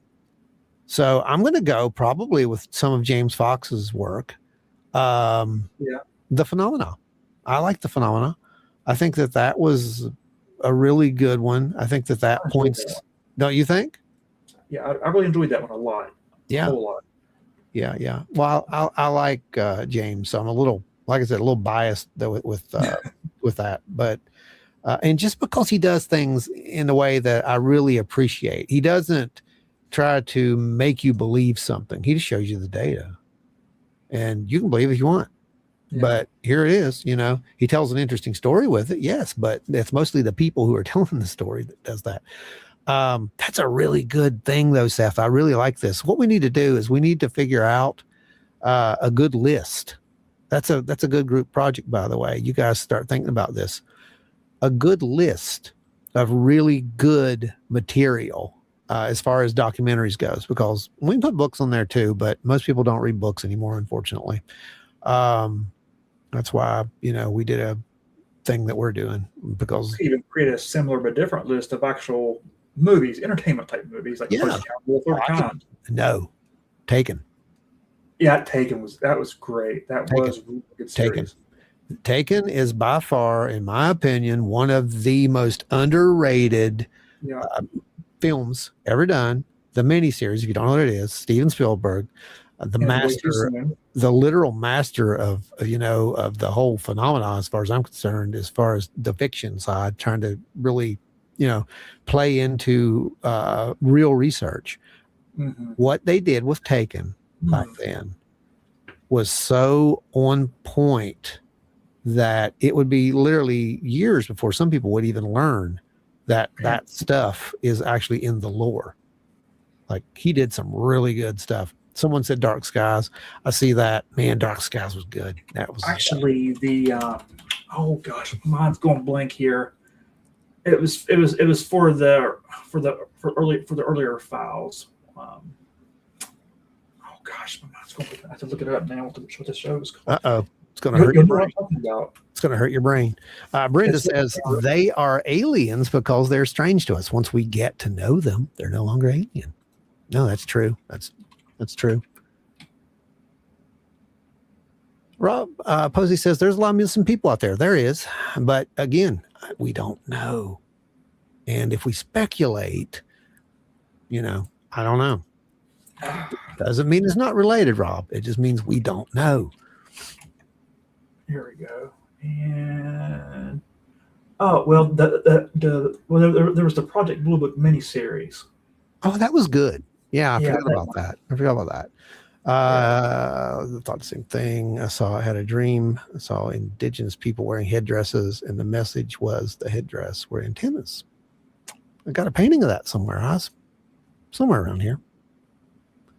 Of course, too, what you don't see a lot of this is like going back and find documentaries that are interviewing Native Americans from their historical record. I mean, their verbal historical record. Yeah. The different nations. See what they had to say. Obviously, I hope you'd be one of my favorites. Intelligence is a rare resource. Well, it is on Earth. Yeah. It is on Earth. I mean, it really is. That we can be sure of. But one thing people don't consider, too, I think a lot, is like animals, like dolphins, elephants. These animals are so intelligent. Yeah, that's see that? And loving intelligence is special. Yeah. And what you're saying there comes into play because emotion and emotional connection with the phenomena seems to trigger or have effects with the phenomena. That's the Bob. Yep, the Bob Lazar documentary is good for noobs. Yep, it is. It could be a little out there too. I mean, even that's one that I said it could be a little out there because it's on the list. It's on the list. It would at least be the number 3 on the list for them to watch. If I was going to put them, bring them into it like slowly, like, okay, go watch this first, then watch this, like a briefing document, right? It would definitely be our videos. Yes. Then watch this for. Right, because you got to understand, how does this relate to that? Because you've got him talking about Zeta Reticuli and all this stuff, and then, well, what's that mean? Okay, well, here's a little more in depth on that. That's where this came from. So, yeah, it would be nice if we could actually compile a list, and that would be a good thing to do. Compile that list and put it in like some kind of a chronological type order to where it kind of makes sense for someone. If they wanted to go down the rabbit hole, here you go. Here's your list. Go watch them. It'd be the Wild and Weird, the Collective Library. I've actually talked about that before, but Yeah, you mentioned Zeta Reticuli. That's one we don't hear about a whole lot like we used to. I mean, we do to a degree, but it's Yeah. You think about it. So I would have 39 to 40 light years away. Proximum start to RAB is 4.2 light years away. So 63 to 80,000 years currently technology to travel. So you think about 30 to 40 years and you multiply that. I can't do that in my head actually. So, but that's it's impossible as we know it. Yeah. Unless we can fold space time at a time. Exactly. Which maybe that's what we're doing. It sure sounds like it. No, I mean, it does sound like it. It sounds like that's kind of the stuff that's happened. My goodness, guys, you guys are blowing it up over here. Keep it going. Keep it going. Well, Ron, I think it's time, you need to play play one of the thank yous. Yeah, I think so. I'm trying to see if I missed any things here. Someone said age of disclosure right here. So that's on there, right? I think so. The day the Earth stood still. There you go. That's a great. There you go. The UFO incident, 1975. I forgot about that one. By the way, I've heard that that's going to be remade, or they're actually making a new version of this. And I do believe it is President Obama who is working on that, believe it or not. And I can't wait to see this new Disclosure movie with Spielberg. I'm real excited about that. Oh, yeah. Day of Disclosure. Let's see. Seth, Project Blue Book was a personal favorite of mine, even though they took some Hollywood liberties. They did. It conveys the government secrecy. Yes, and it was really, really good. Really good. The acting was on par for sure. Mm-hmm. And of course, everyone knows they're bringing the X-Files back again. That's right. Yeah. Hopefully, it'll be good. I have a lot of hope for it. You know, as long as Chris Carter's involved a little bit. Yes, Brenda, we need to make sure that Joe has another job to do with a list. It gives his brain something to do. Maybe that's what he's doing right now. Maybe he's watching this and he's outside there thinking, I'm going to do this and come back with it on the next show. I just assigned something to him. He doesn't know it yet, though, does he? Unless he's watching. No, I doubt he's watching. Okay, we're caught up. So you know what? I think we're going to go right over here, and I'm going to hit this little button. And we got 6 out of 10, which is, you know what? I don't care because, oh my gosh, you're right. The fourth kind. I forgot about that. The only problem with the fourth kind is that, well, the only problem with it is that there's a lot of artistic recreation. It's more of like, I guess, horror film based, right? That's what I'm trying to get at. But you know what? Some of those experiences, they are horrific to people, you know. I think you had The Arrival. What is it? The Arrival. The Arrival. Yeah, that was a weird one. Yeah, it was interesting. That was a weird one. That was a weird one. But as far as documentaries go, yeah, I'm going to go with just about anything Fox, to be honest. And yeah.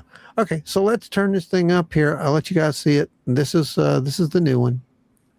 And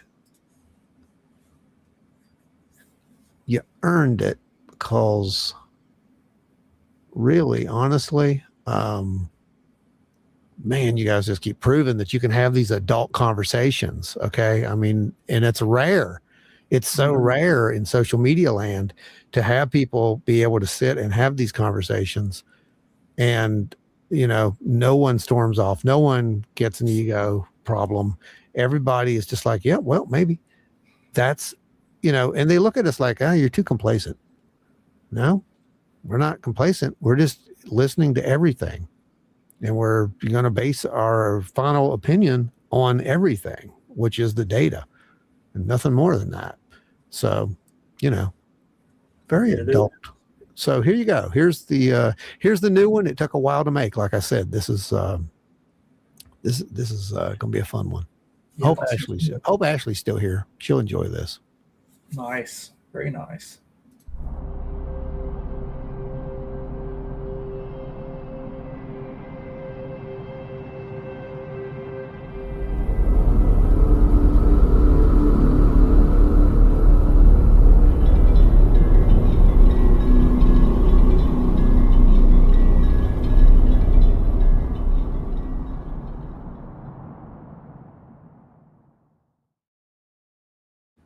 I like it. I had to remake the jellies, and good. Yeah, they got some new material, so they're really cool.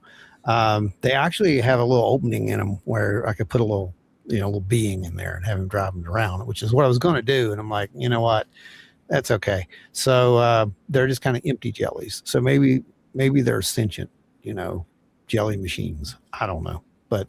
Background kind of reminds me of the mountain pass when you're going into Virginia, because you can see all the flat land down below when you start coming off out of the Appalachians. Oh, that's completely made up. It's really good. It's completely made up. That's some texture maps that are put down in a half grid area, and then the top where the sky was is masked out, and a new sky is put in place, and then there's clouds floating over top of that. So, yeah, it took a bit to do that. That's a all-night render. Yeah, I think it was like 500 frames or something, 550 frames. I don't remember, but that's going to be running out like on a 128 gig RAM machine, more than likely. There you go. Memory. There you go. But yeah, there you go. That's your new blessing. So we'll have the new Sky Jellies up. You earned those, so they're going to be really fun. Yeah, I really dig that. Mm-hmm. Yeah, I think so. So, folks, what have we taken away from tonight's discussion on all this? Did you learn anything? Like, does it change your worldview?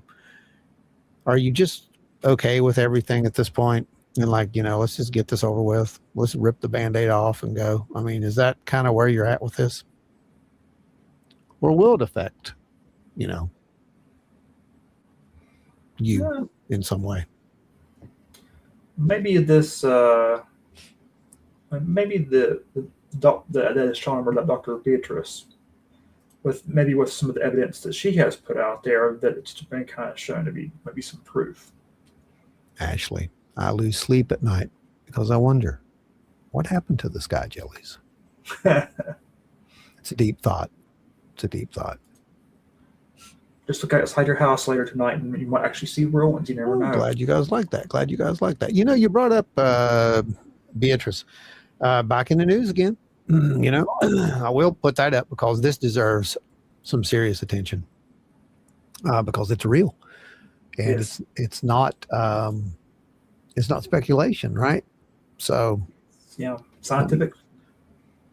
Yep. Let me see if I can get this thing to work. It's acting weird. Yes, quite the astronomer, I will say. Yep. Very intelligent lady. She knows her stuff. That's for darn sure. Let's see.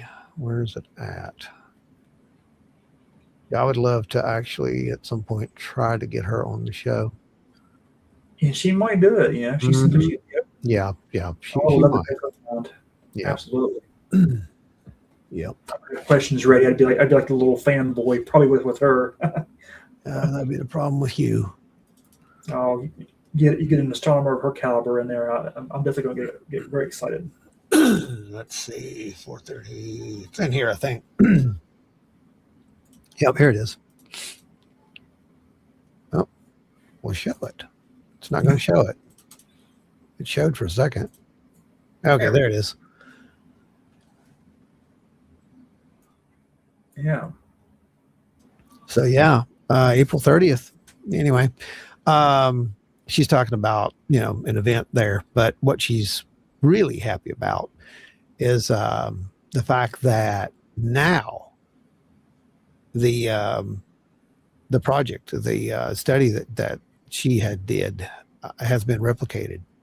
And the replication aside, Busco himself found similar transients in the Hamburg plates, and can identified an anti-correlation with the geomagnetic storm index. The new machine learning paper, which there's the links, falsifies the plate defect hypothesis, which means that they're not defects on the plate. Whatever we are seeing in the sky, these are real observations, and we just discovering more things about the objects than anyone can guess. Let's see what happens when the White House releases the full documentation. I mean, she's probably going to see things that we're not going to see. Yeah. let's be real. But it is exciting that she's got she's got these validations that are coming along now on her work, and it's going to be harder and harder to dismiss. And to clarify too, Ron, before for folks that haven't seen that too, that's the objects that were seen before we had the ability, like the satellites, able to pick these things up and image them properly. Yep, these are transient objects that are out there. The more interesting part is that there seems to be like she calls a nuclear window, where these things are showing up like a day before and a day after some of these primary nuke tests. That's interesting, man. That's really interesting, and it could be telling as far as it goes as well. It's very heavy stuff. I mean, a couple of those links, like GitHub, obviously that's the actual data you can take and download. If you can understand and read the data, it's all in there. It's just you have to be able to understand it. That's the thing. Yep. And it's really fascinating stuff. I will drop those over as far as it goes in the actual description eventually when I get some time to do that for you guys. I promise. Let's see. Okay, that looks good over there. Okay. Oh, there's Joe. He said aliens. It's just the answer to everything these days. Wild and Weird Joe. Yep. There can only be one. You know, Ron, when we talked about the cameras earlier, just kind of jumping back on that for a second. You know, we were talking about the expense of the cameras, and I pulled this. I've sure a few people have seen this, but I pulled this over. But you know, this is the camera right here for the astrophotography. You're talking about the cameras to pick up things in space. You know, this is a $2,400 camera, and we were talking about those other cameras that are like the Reuben here on Earth, and others that are multi-million-dollar cameras. So see what that thing can do. Yeah. So my question, Dave, would you take your little camera there, right? Your little several $1,000 camera, and you figure out a way to get that. You know, what kind of a image quality would you build? You couldn't even really shoot the moon with that thing from Artemis, could you? Oh no. Well, actually, you technically could, but it has to be on a telescope. You know. Well, that's what I'm saying. That's what I'm getting at. It's like as far as the resolution. Yeah, it would be way too close. Right. So one would think that with millions and millions of dollars, I mean, they could photograph a grain of sand if they wanted to up there. That's what I'm getting at. I remember Joe and I, we were, I think you were probably in there too, but like when we were watching Artemis, I mean, Joe and I were cracking jokes back and forth with one another just for the fact that it's like we couldn't see anything. That still frustrates the crap out of me when I think about it. Is Joe the wild one or the weird one? Well, here's the funny thing. Here's the funny story. Back in the day, Joe was the wild one because he chased, Bigfoot. I was weird because I chased ghosts and UFOs. And that's kind of how that name came about. That and some margaritas, which all great names are involved. Yeah, now he just chases kids. But yeah. He's definitely the wild one. Yeah. He's not partier wild though. He's tame. He's tame wild. Yeah. Yeah, look at how big that camera is. Imagine how much power it sucks up. No wonder NASA engineers didn't want to put that thing on the Artemis. Yep, that toilet would never work if that camera. He's not wrong. You're right about that. This thing's probably more valuable than their toilet was. Oh my God. Oh my God.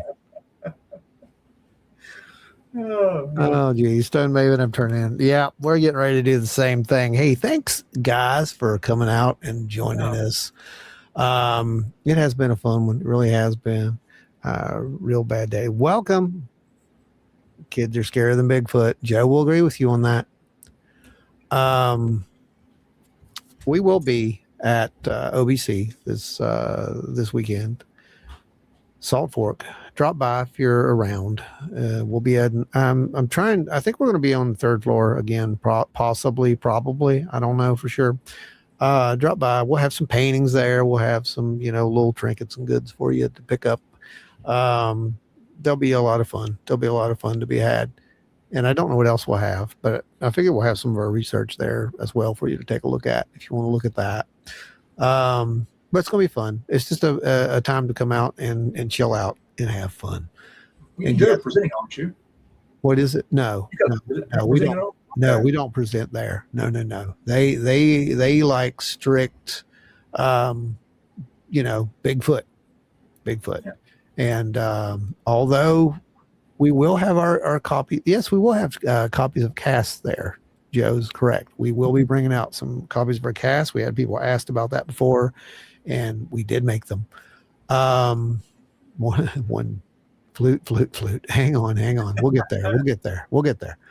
But it's a lot of fun if you've never been. I mean, there's a lot of people who sell some really cool stuff, a lot of cool vendors, and it's a good time. It's a good time for us anyway. We get to hang out and chill out a little bit.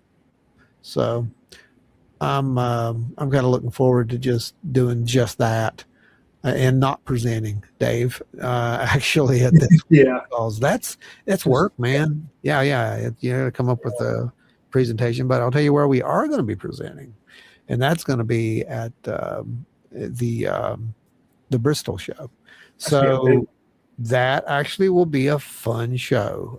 If you've never been to that, that is a really fun one, and we will definitely be presenting there.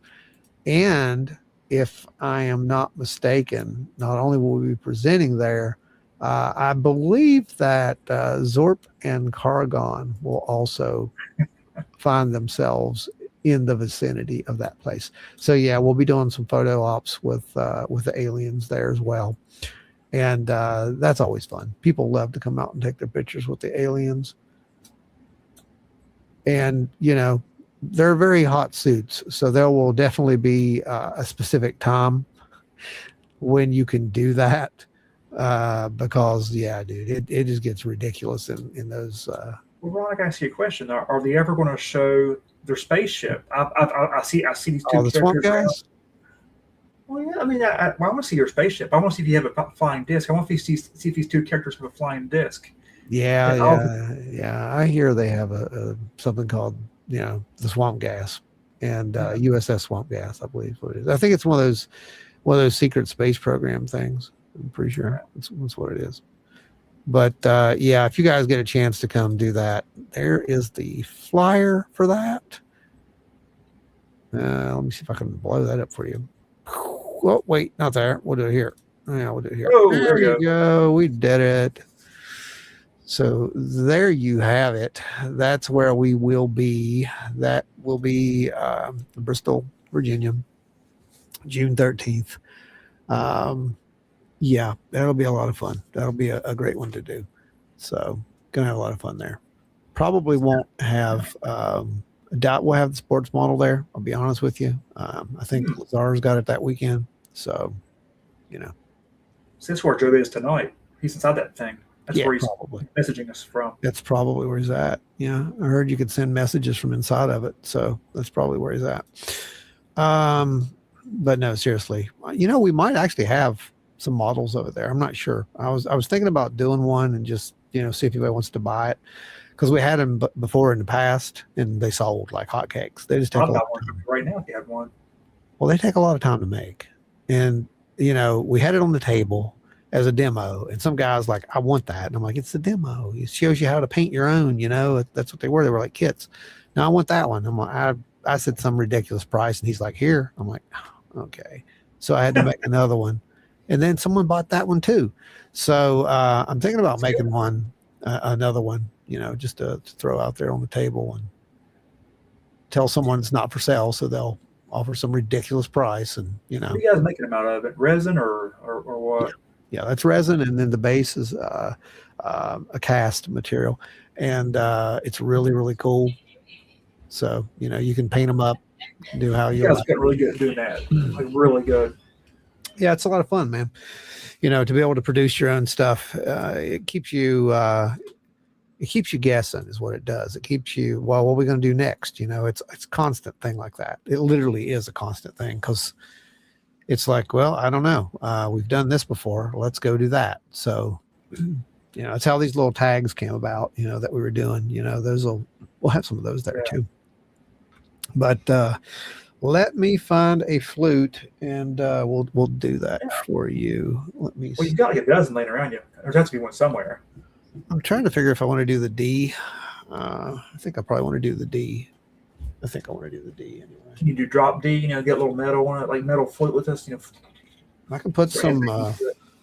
I can put some. You know what? That's funny, Dave. I wonder what.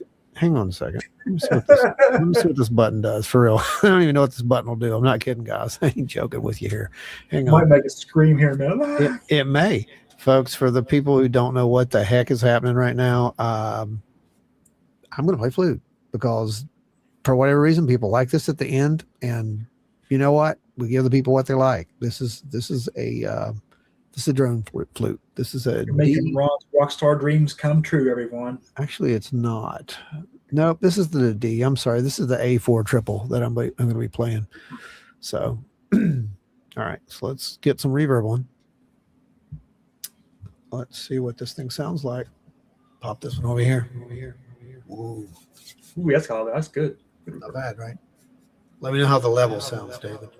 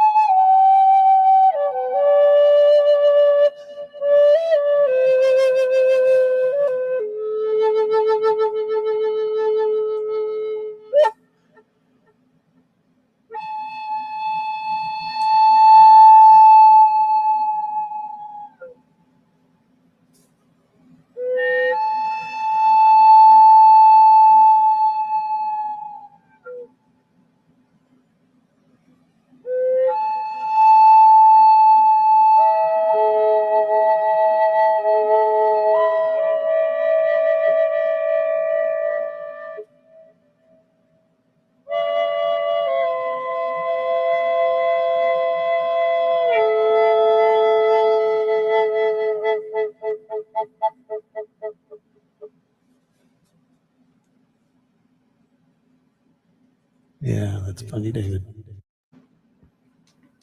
All right, folks.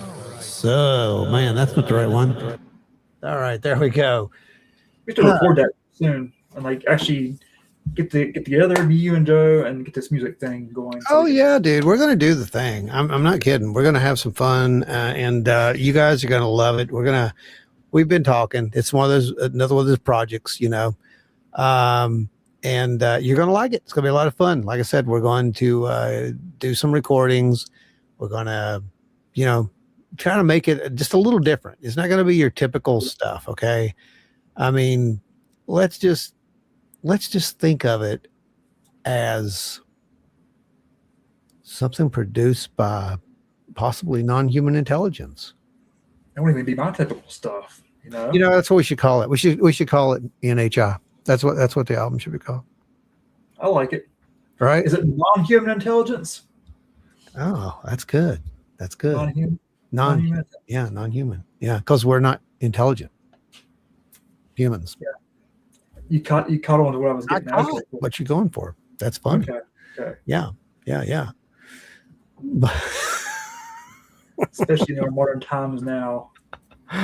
But no, there will be. It'll be a lot of fun. Like I said, so we're going to work with that. And glad you liked it, guys. Thank you so much. And thanks for coming out here, supporting the show, making it all work. Because, man, again, we can't do it without you. So the show is yours. And, you know, whatever you want on it, come on, let us know. I do promise that the Zinner cards will be back. And by the way, the art is done for those. We just have to find another deal on the printing for those now. But we will have those for you folks who did get those. And they look pretty fun. I'll be honest with you. I think I like the bacon the best. I think the bacon is probably my favorite at this point. So, yeah. Anyway, let's see.